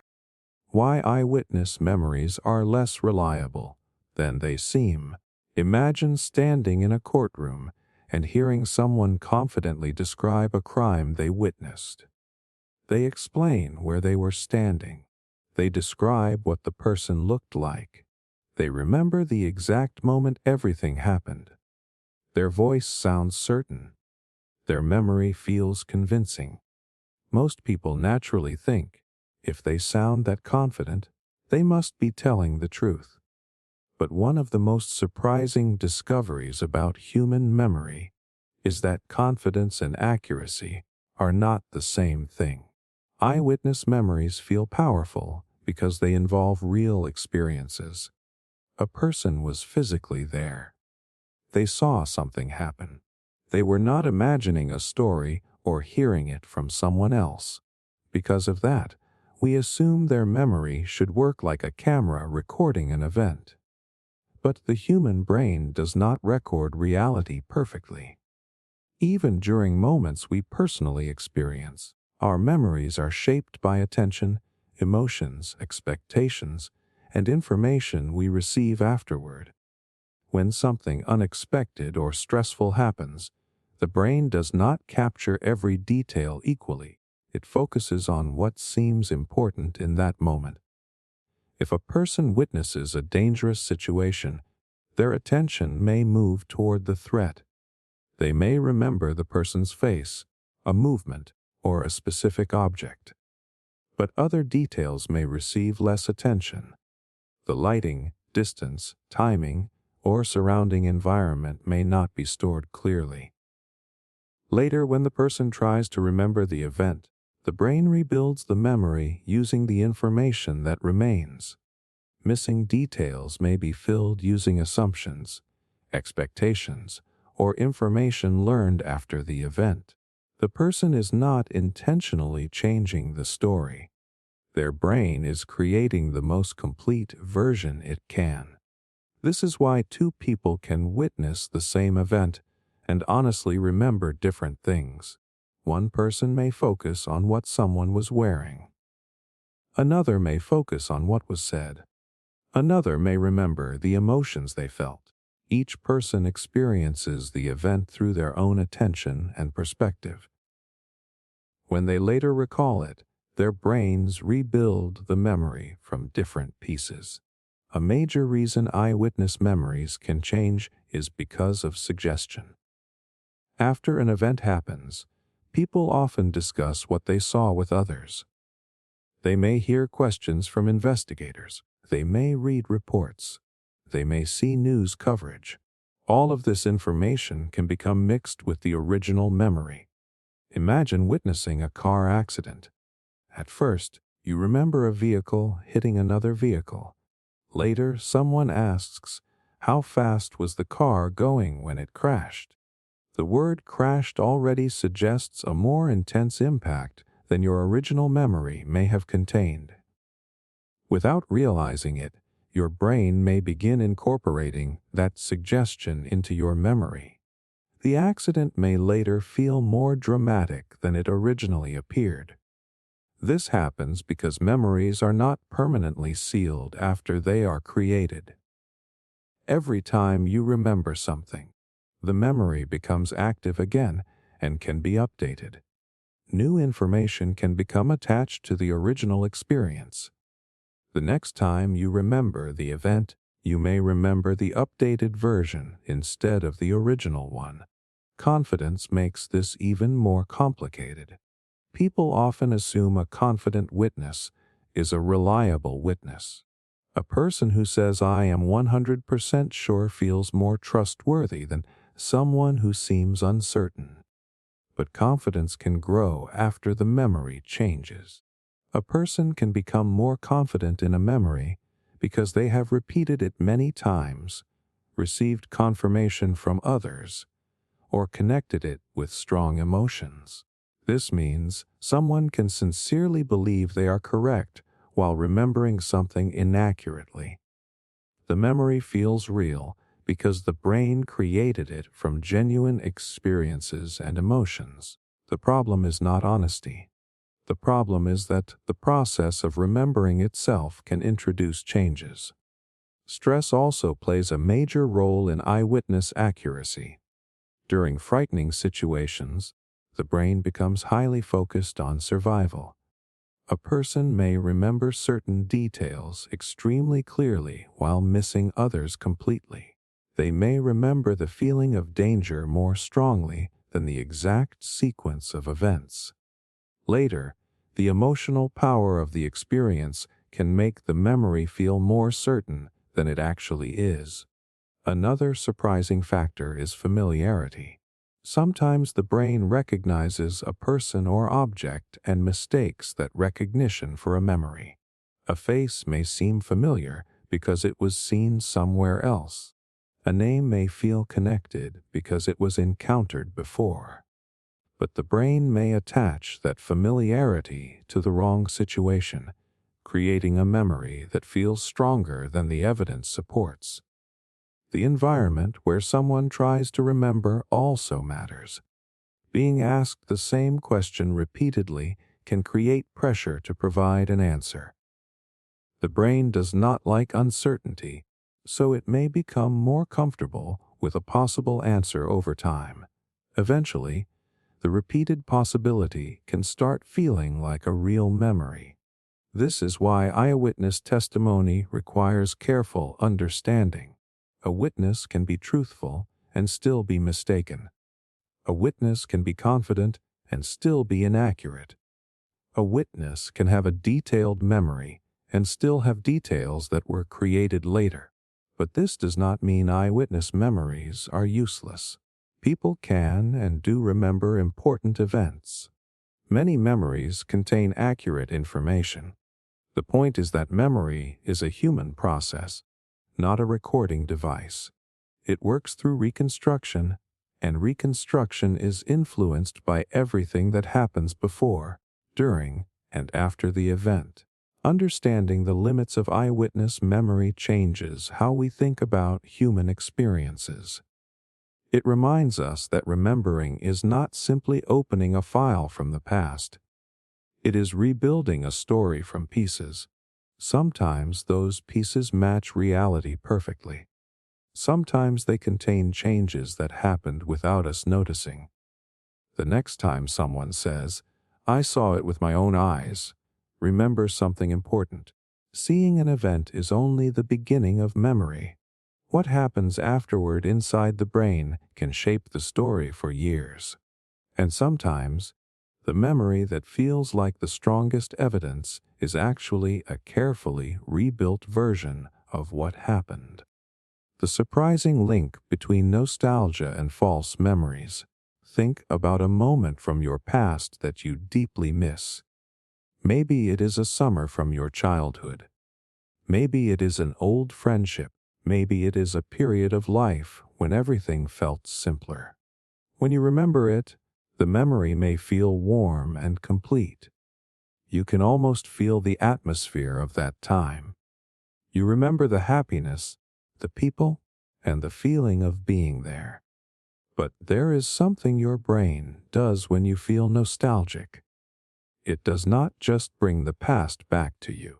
It can quietly reshape the past into something even more meaningful than it originally was. Nostalgia feels like a doorway into your personal history. It creates the feeling that you are reconnecting with the real version of who you used to be. But nostalgia is not a perfect replay of the past. It is a reconstruction influenced by your current emotions, your beliefs, and the way you want to understand your own life story. This is why memories from certain periods can feel almost magical. Many people look back on childhood and remember freedom, adventure, and happiness. They remember long days outside, close friendships, family moments, and simple pleasures. But childhood also contained boredom, frustration, fear, and difficult experiences. Those parts often become less visible because nostalgia naturally focuses on what feels valuable and emotionally important. Your brain is not trying to trick you. Nostalgia serves an important purpose. It helps create a sense of identity and connection. When you remember meaningful moments, you remind yourself of where you came from and what shaped you. These memories can create comfort during stressful times. They can make you feel connected to your past self. The surprising part is that the same process that creates comfort can also change accuracy. When you strongly want to reconnect with a past experience, your brain may highlight details that support the feeling of nostalgia. Positive emotions become attached to the memory, and over time, the memory can become a cleaner, smoother, and more beautiful version of what actually happened. Imagine remembering a family holiday from when you were younger. You may picture everyone laughing, the exciting places you visited, and the feeling of being together. Years later, that becomes the main story you remember. But there may have also been arguments, stress, tired moments, or things that went wrong. Those details may fade because they do not match the emotional meaning the memory now has. This happens because memory is influenced by meaning, not just facts. Your brain does not only ask, "What happened?" It also asks, "Why does this matter?" When nostalgia is involved, the answer is often connected to feelings like happiness, belonging, safety, or connection. The memory becomes organized around those emotions. Repeatedly revisiting nostalgic memories can make this effect stronger. Every time you tell a story about the past, your brain rebuilds it again. The version you tell becomes easier to access. The details that fit the story become stronger, while details that do not fit may slowly disappear. Think about a childhood story your family tells often. Maybe everyone laughs about something funny you did when you were young. Over the years, the story becomes more detailed and more familiar. Eventually, you may feel like you personally remember parts of the event that you only know because others repeated the story so many times. The emotional connection is real, but the source of the memory becomes unclear. This is one reason nostalgia can create false memories. A memory does not always need to come from direct experience.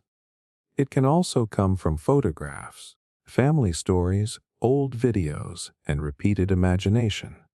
When these sources all create the same emotional feeling, your brain can combine them into one personal memory. Photos are especially powerful in nostalgic memories.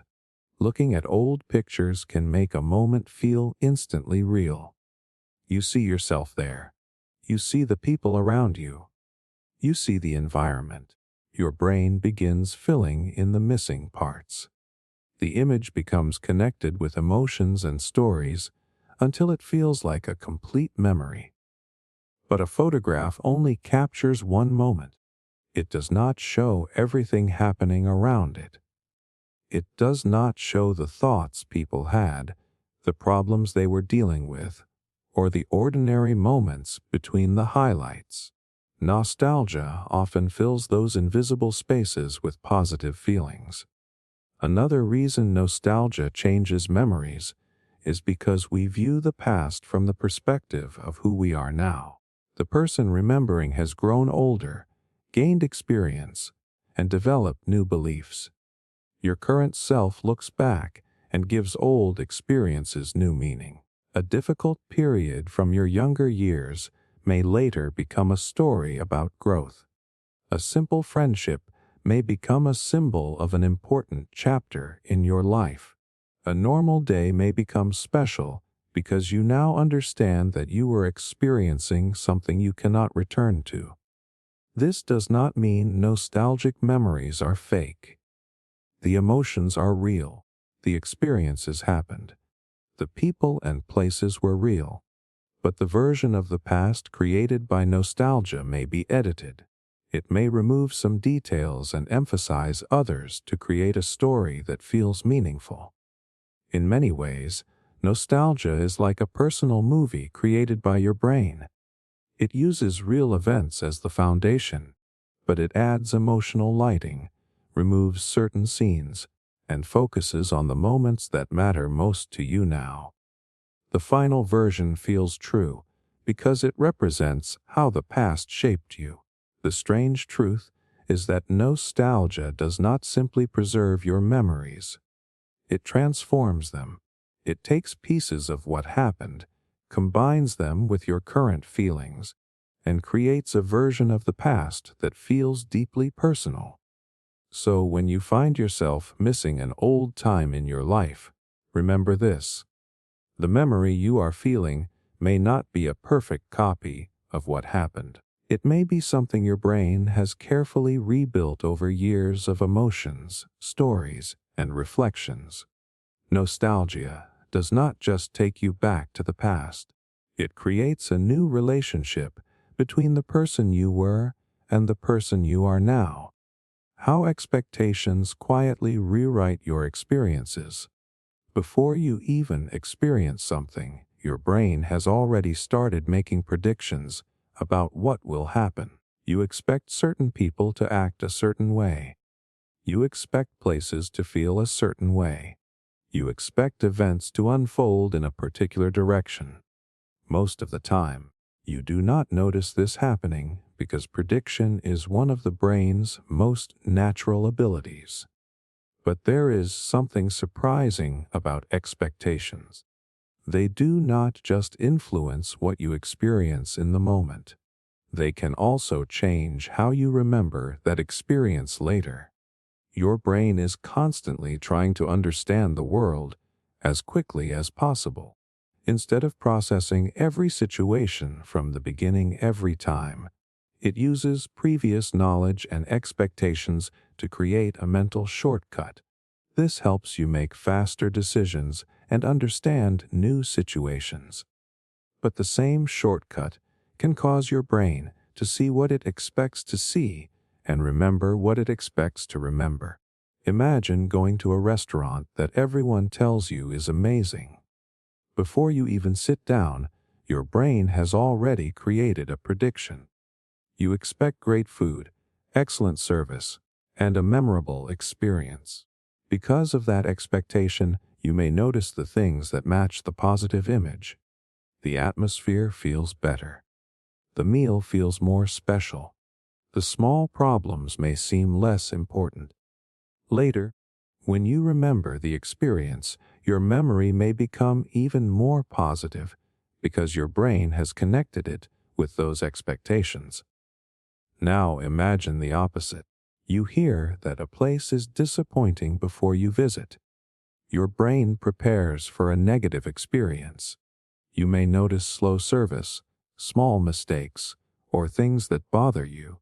The same restaurant could create a completely different memory, depending on what you expected before you arrived. This happens because expectations influence attention. Your brain cannot focus on every detail around you. It has to decide what information deserves priority. Expectations help guide that decision. They act like a filter, making certain details easier to notice and others easier to ignore.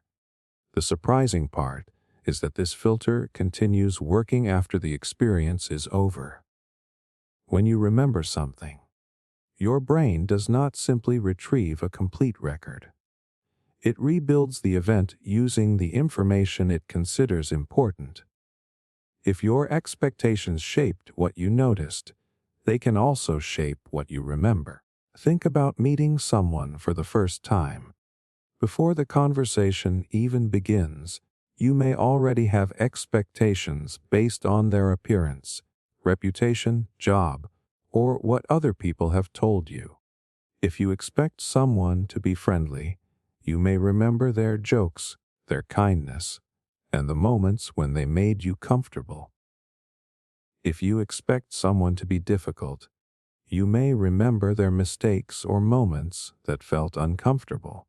The person may not have changed. The interaction may have been the same, but your expectations influenced which parts of the experience became stronger in your memory. This is connected to a psychological effect called the confirmation bias. Once your brain creates a belief, it naturally searches for information that supports it. This does not happen because you are choosing to be unfair. It happens because the brain prefers consistency. A world that matches your expectations feels easier to understand. For example, if you believe you are bad at something, your brain may pay more attention to moments when you struggle. Those experiences become stronger memories. Successful moments may receive less attention because they do not match the story you already believe. Over time, your memory can become evidence for a belief that was shaping your attention from the beginning. Expectations can even change physical experiences. This is why two people can have the same situation and describe it completely differently. One person expects discomfort and focuses on every negative detail. Another expects enjoyment and notices positive details. Their brains are not only recording the experience, they are interpreting it.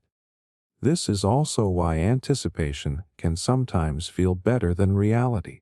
Before an event happens, your imagination creates a version of it. You picture the emotions you will feel and the moments you expect to experience.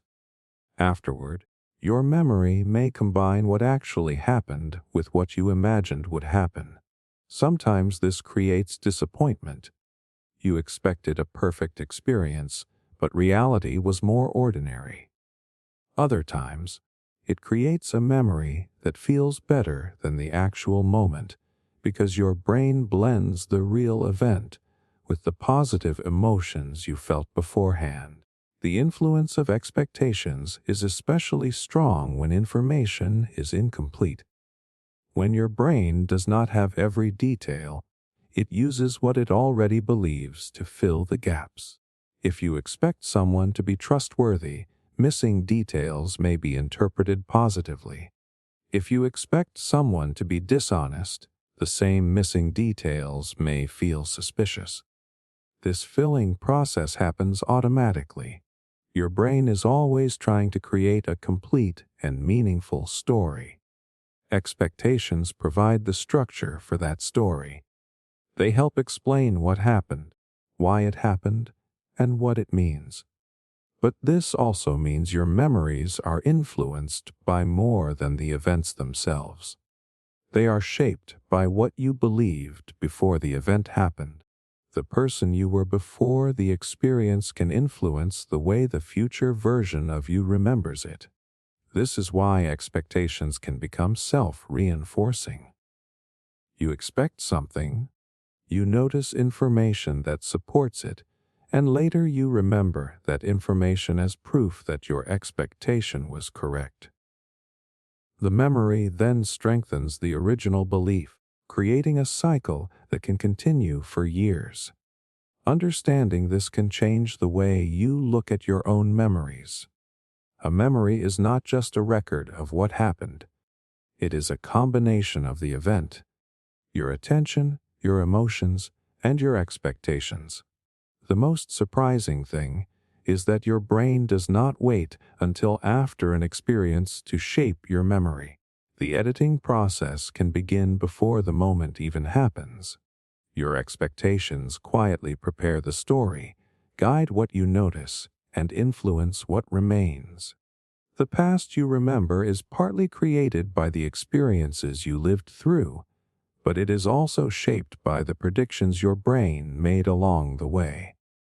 And sometimes, the expectations you carried into a moment become the invisible force that changes the way you remember it forever. Why you can remember events from before you were born. Family story effect. Have you ever heard a story about your family so many times that it feels like you were actually there? Maybe your parents tell a story about something that happened before you were born. Maybe they describe a family trip, a difficult moment, or a funny event from years before you existed. You hear the same details again and again. You picture the people, the place, and the emotions. Eventually, the story starts feeling strangely personal. You may even catch yourself thinking, I remember that happening. But the surprising truth is that you cannot remember something you never experienced. What you are feeling is something much more fascinating. Your brain has transformed someone else's memory into a part of your own personal history. This happens because humans do not build memories only from direct experiences. We also build them from stories. From the moment we are young, the people around us help create our understanding of the past. Family stories become a kind of emotional inheritance. They teach us where we came from, what our family values, and what moments are considered important. Over time, these stories can become so connected with our identity that they begin to feel like personal memories. The reason this happens is because your brain focuses heavily on meaning and emotion. When someone tells you a family story, especially one involving people you love, your mind does not store it like a simple piece of information. It creates a mental scene. You imagine the location. You picture the people involved. You feel the emotions connected to the event. The brain uses many of the same systems for imagining a story as it does for remembering a real experience. Imagine your parents repeatedly telling you about a family vacation they took before you were born. They described the hotel, the places they visited, the funny moments, and the challenges they faced. As a child, you hear the story many times. You imagine yourself in those locations. You picture the people around you. Years later, someone mentions that vacation, and you feel like you have a memory of it. But what you actually have is a memory of hearing the story and imagining the event. This is called source confusion. It happens when the brain remembers information but loses track of where that information originally came from. You may remember the details clearly, but the source becomes mixed up. Did you experience it? Did someone tell you about it? Did you see a photograph? Did you imagine it while listening? The brain does not always keep those labels separate. Family stories are especially powerful because they are repeated by trusted people. When someone you love tells you something, your brain naturally gives that information more importance. You are not just receiving facts. You are receiving part of your family's identity. The story becomes connected to your own sense of belonging. This is why people sometimes describe memories from very early childhood that are unlikely to be their own direct memories. They may describe a house they lived in as a baby, a family event they were too young to understand, or a moment that happened before they were born. The details can feel vivid because the brain has built a strong mental picture from repeated information. The strange part is that these memories can contain real emotions. You might feel connected to a place you never visited or nostalgic for a moment you never experienced. That feeling is genuine because emotions do not require direct experience. Your brain can create emotional connections through stories, images, and imagination. Think about how strongly people can react to stories about historical events they never lived through. They can feel sadness, pride, anger, or inspiration from moments that happened long before they existed. The human brain is designed to learn through stories. We do not need to personally experience everything to create a meaningful connection. But when those stories become deeply connected to our identity, the boundary between learning and remembering can become blurry. A story about your family becomes part of your personal narrative. It feels like it belongs to you because it shaped the way you understand yourself. Photographs make this effect even stronger. A picture from before you were born can create a powerful mental image. You see your parents, relatives, or places connected to your family. Your brain combines the visual information with the story you have heard. Over time, the image and the story merge into something that feels like a memory. This is why looking through old family albums can create strange feelings of recognition. You may feel like you remember the room, the people, or the atmosphere. But sometimes you are remembering the photograph itself, the stories surrounding it, and the emotions attached to those stories. Family stories can also change slightly every time they are told. Each person remembers events differently. Each retelling can add small details, remove others, or change the emotional focus.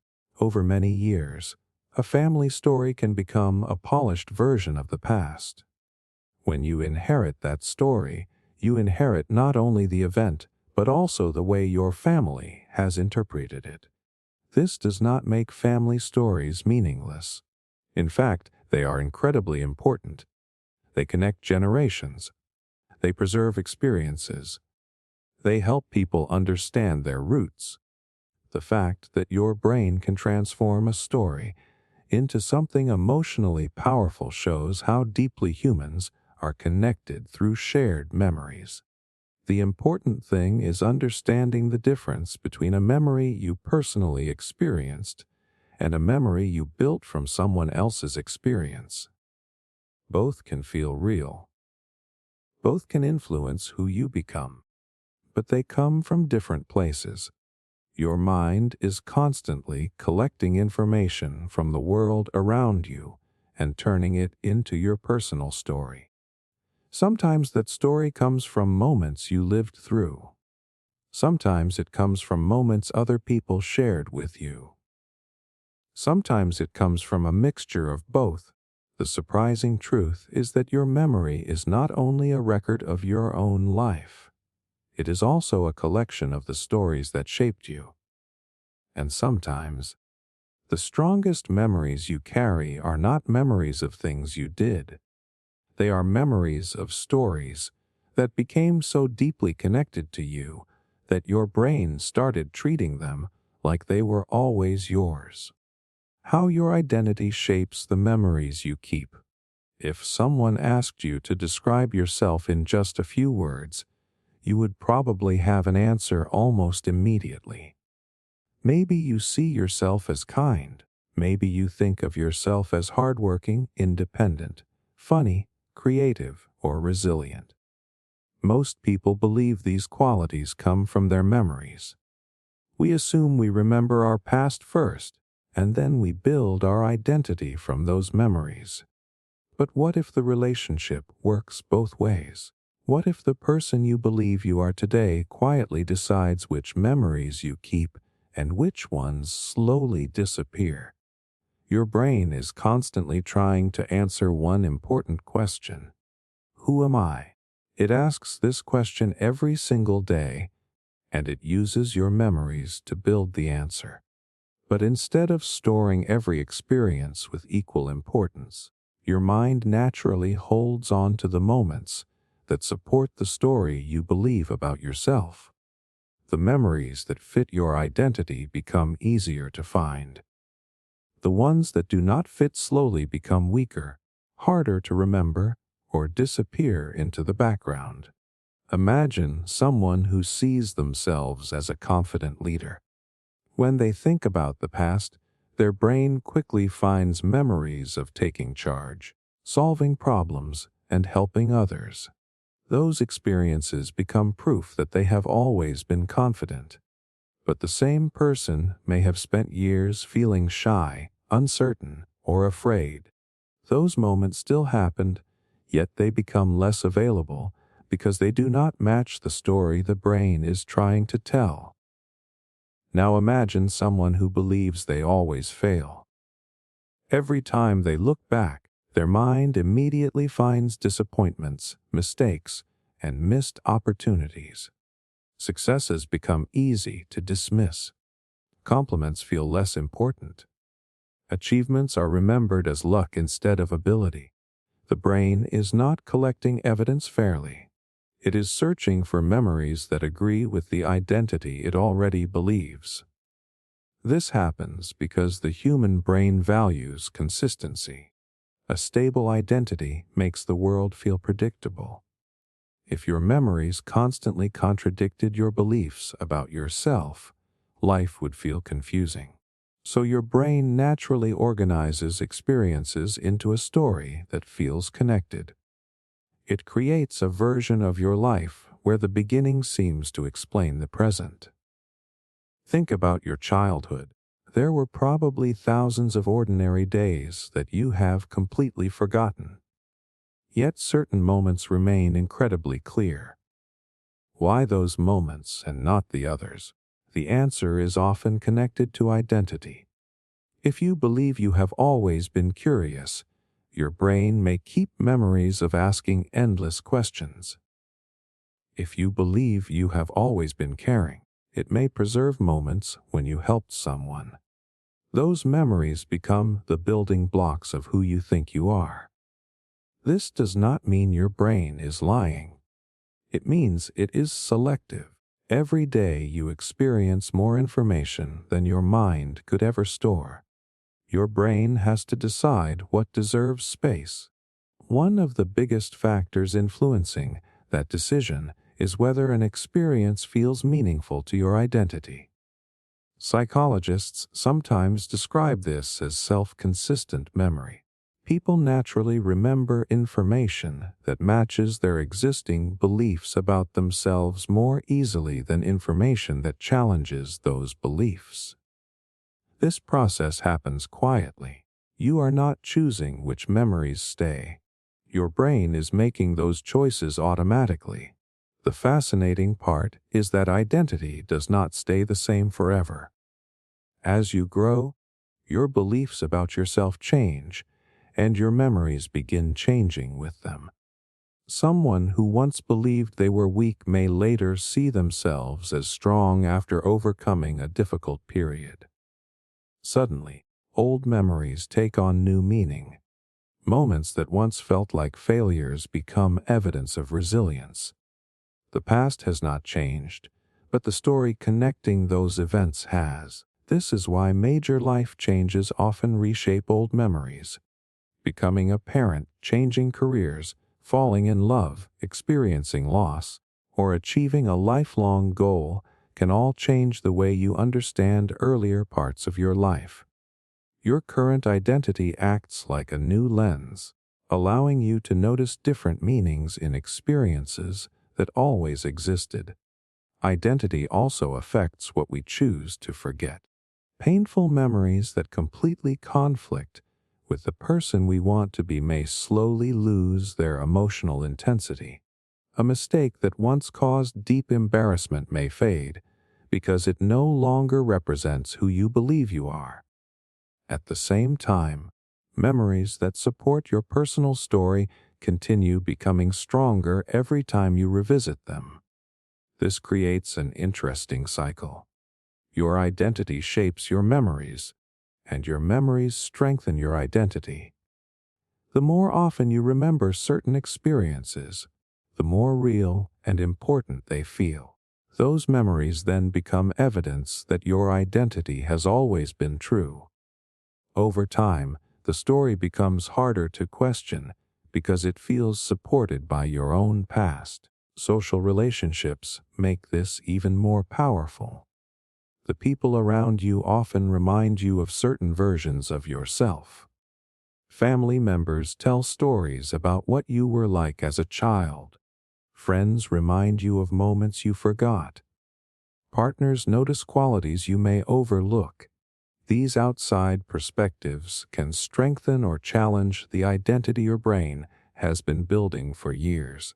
Sometimes this can be incredibly helpful. A friend may remind you of a brave decision you completely forgot. A parent may remember your kindness when you only remember your mistakes. Their memories can reveal parts of your identity that your own brain pushed aside. The opposite can happen too. If people constantly describe you in one particular way, your brain may begin searching for memories that match their description. Slowly, someone else's version of you can become part of the story you tell yourself. The remarkable thing about memory is that it is never just about the past. It is also about the future. Your brain keeps the memories it believes will help explain who you are and guide who you are becoming. Every remembered success, every forgotten mistake, every meaningful lesson becomes another piece of the identity you carry forward. So the next time you think about your past, remember this. You are not looking at a perfectly preserved collection of everything that happened. You are looking at a carefully selected story shaped by the person you believe you are today. Your identity is not simply built from your memories. It is also quietly deciding which memories deserve to stay, making your past feel less like a complete record and more like a story that is still being written. Why some false memories become impossible to let go of. Imagine discovering that one of your strongest memories might not be completely true. Maybe someone tells you that an important conversation never happened the way you remember it. Maybe an old photograph proves you were somewhere different than you believed. Maybe several people insist that an event unfolded differently from the version you have carried for years. Even when the evidence is convincing, something inside you resists letting go. You still feel certain. You still trust the memory. It still feels like a part of you. The question is why? Why is it so difficult to release a memory that may never have happened in the first place? The answer begins with something deeper than memory itself. It begins with identity. Some memories are not just records of the past. They become part of the story you tell yourself about who you are. Once a memory becomes connected to your identity, changing it no longer feels like correcting a mistake. It feels like changing yourself. Your brain is constantly trying to create a life story that makes sense. Every important memory becomes another chapter explaining how you became the person you are today. If one of those chapters is challenged, Your brain does not simply ask whether the memory is accurate. It asks something much more personal. If this memory is not true, then what else about my story changes? That is why some false memories survive even when people are shown evidence against them. The emotional meaning attached to the memory can become stronger than the factual details. The memory is no longer valuable because it is accurate. It is valuable because it explains something important about your life. Think about someone who believes a teacher once told them they would never succeed. That memory may have become the reason they worked harder, pushed themselves further, and eventually achieved success. Years later, the teacher insists they never said those words. Maybe they really did not. But the memory feels impossible to abandon because it became the beginning of a personal story about determination and growth. The same thing happens with painful memories. Imagine believing that a friend deliberately betrayed you years ago. That belief may have influenced every relationship that came afterward. It may have shaped the way you trust people, the boundaries you set, and the decisions you made. Even if new evidence suggests the situation was misunderstood, accepting that possibility means questioning years of choices built on that memory. Your brain naturally resists that kind of change. Emotions make this process even stronger. A memory connected with fear, love, shame, pride, or grief becomes deeply woven into your emotional world. The feeling attached to the memory is completely real, even if parts of the event are not. Because the emotion is genuine, the brain often treats the memory as something that deserves protection. This is one reason false memories can become stronger over time instead of weaker. Every time you think about the memory, tell the story to someone else, or connect it to another life event, you strengthen the emotional pathway. The repetition makes the memory easier to access, and the easier it becomes to access, the more real it feels. Psychologists have found that familiarity creates confidence. A memory repeated many times begins to feel increasingly trustworthy, even if the repetition itself introduced new errors. Your brain mistakes ease of recall for evidence of truth. Instead of asking whether the memory is correct, it notices how naturally the story comes to mind. Another reason false memories become difficult to release is because of confirmation bias. Once you believe something happened, your brain begins collecting evidence that supports the belief. You notice details that fit the memory and overlook details that challenge it. Over months or years, your mind builds an entire network of supporting information around the original memory. By the time someone questions it, they are not challenging one memory. They are challenging an entire system of beliefs connected to it. Relationships can make this even more complicated. Families often repeat the same stories for decades. Friends remind each other of shared experiences. Couples build their history through conversations about the past. If a false memory becomes part of those shared stories, it gains social support. Hearing other people repeat the story makes it feel even more authentic. Ironically, people can sincerely disagree about the same event without anyone trying to deceive the other. Each person's brain has rebuilt the experience in a different way over time. Both people may feel completely certain because both memories have become deeply connected to their identities and emotions. There is another hidden reason false memories survive. Letting go of them can create uncertainty.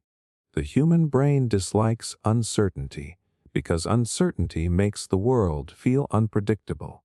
A false memory may provide a simple explanation for something confusing. Even if that explanation is imperfect, It feels safer than admitting you may never know exactly what happened. This does not mean people should ignore evidence or refuse to question their memories. In fact, understanding how memory works can make us more thoughtful, more curious, and more compassionate toward ourselves and others. It reminds us that remembering is not the same as replaying. Every memory is rebuilt through the lens of emotion, identity, and time. The remarkable thing is that letting go of a false memory does not erase the lessons you learned from it. If a memory inspired you to become stronger, kinder, or wiser, those changes are still real. Your growth does not disappear simply because part of the story changes. The meaning you created can remain valuable even if the details are corrected. Your brain is not trying to fool you. It is trying to create a coherent story that helps you understand your life. Most of the time, that story is close enough to reality to guide you well. But sometimes the need for meaning becomes stronger than the need for perfect accuracy. The next time you feel absolutely certain about a memory, especially one that has shaped the way you see yourself, remember this. The strongest memories are not always the truest ones. Sometimes they survive because they have become part of your identity, your emotions, and your understanding of the world. And once a memory becomes part of who you believe you are, letting go of it can feel far more difficult than simply admitting you were wrong. Can you tell which of your memories are actually false? Right now, somewhere inside your mind, there is almost certainly a memory that never happened exactly the way you remember it. That sounds unsettling because we like to believe we can trust our own minds. We assume that if something feels vivid, emotional, and incredibly clear, it must be real. After all, who would know your past better than you? But after everything you have seen in this video, there is one final question that changes everything. If false memories are so convincing, can you actually tell which of your memories are real and which ones have been quietly rewritten? The honest answer is both surprising and uncomfortable. Most of the time, you cannot. That is not because your brain is broken. It is because your brain was never designed to be a perfect recording device.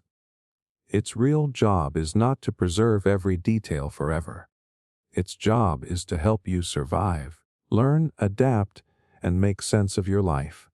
Accuracy is important, but meaning is often even more important. This is why false memories are so difficult to detect. They do not feel different from real memories. They do not come with a warning label saying this part was imagined or this detail came from someone else's story. They use the same mental images, the same emotions, and the same feeling of certainty as genuine memories. From the inside, they can feel identical. Think about how you normally decide whether a memory is true. You probably ask yourself whether it feels familiar, whether you can picture it clearly, whether you remember how you felt, whether you are confident about it. The problem is that every one of those signals can also appear in a false memory. Familiarity can be created through repetition. Clear images can come from imagination. Strong emotions can attach themselves to events that never happened exactly as remembered. Confidence can grow simply because you have told yourself the same story for years. This means the feeling of certainty is not reliable evidence. In fact, some of the strongest false memories are held with complete confidence. People are often shocked when photographs, videos, or multiple witnesses reveal that an event happened differently than they believed. The memory still feels real because the brain rebuilt it so many times that it became part of their personal reality. Imagine remembering a family gathering from years ago. You clearly remember sitting in one part of the room, having a conversation with a relative, and laughing about something that happened. Later, you discover you were not even at that gathering because you were away that weekend. What probably happened is that you heard the story, saw photographs, imagined the scene, and slowly blended those pieces together until your brain treated them like your own experience. This does not happen only with old memories. It happens with recent ones too. You may remember sending a message that you only thought about sending. You may remember locking the front door because you always do it, even though you forgot that day. Your brain constantly fills gaps using habits, expectations, and previous experiences. So does that mean you should stop trusting every memory you have? Not at all. Most memories contain a foundation of truth. The emotions you felt, the people involved, and the important events usually have a real connection to your life. The parts most likely to change are the exact details, the sequence of events, the conversations, and the meaning your brain later attached to them. Instead of asking whether every memory is perfectly accurate, it is more useful to ask a different question. How certain should I be about the details? That small shift in thinking makes an enormous difference. It replaces absolute certainty with healthy curiosity. One of the best ways to protect yourself from false memories is surprisingly simple. Be willing to say, "I might be remembering this incorrectly." That sentence is not a sign of weakness. It is a sign that you understand how memory actually works. People who recognize the limits of memory are often better at correcting mistakes because they leave room for new information. Another helpful habit is separating what you know from what you assume. You might know you had an argument with someone. You might assume they intended to hurt you. You might know you visited a certain place. You might assume every detail happened exactly as you picture it today. The more you separate facts from interpretations, the more accurately you understand your own past. It also helps to compare memories carefully with trustworthy evidence when it exists. Old journals, photographs, messages, and conversations with other people can reveal details your brain forgot or quietly changed. Sometimes they confirm your memory. Other times they surprise you. Neither result means your mind failed. It simply means your memory continued evolving, while the evidence stayed the same. Perhaps the most important lesson is this: your memories do not have to be perfectly accurate to be meaningful. A childhood memory may contain incorrect details while still reflecting how you genuinely felt during that period. A conversation may not have happened word for word as you remember it, yet it may still represent an important turning point in your life. Emotional truth and factual accuracy are related, but they are not always identical. That realization changes the way we see ourselves. We stop treating memory as a courtroom where every detail must be proven beyond doubt. Instead, we begin seeing it as a living story that grows alongside us. A story shaped by experiences, emotions, relationships, imagination, and time. The greatest illusion about memory is believing it is finished. It never is. Every time you remember your past, your brain quietly edits it, updates it, and fits it into the person you are becoming. The memories that define your life are not locked away somewhere unchanged. They are living inside you, evolving with every new experience. So can you tell which of your memories are actually false? Sometimes you can. Most of the time you cannot. But perhaps that is not the most important question anymore. The more important question is whether you understand that memory is not a perfect mirror of the past. It is a story your brain keeps rewriting, not to deceive you, but to help you make sense of the extraordinary life you have lived.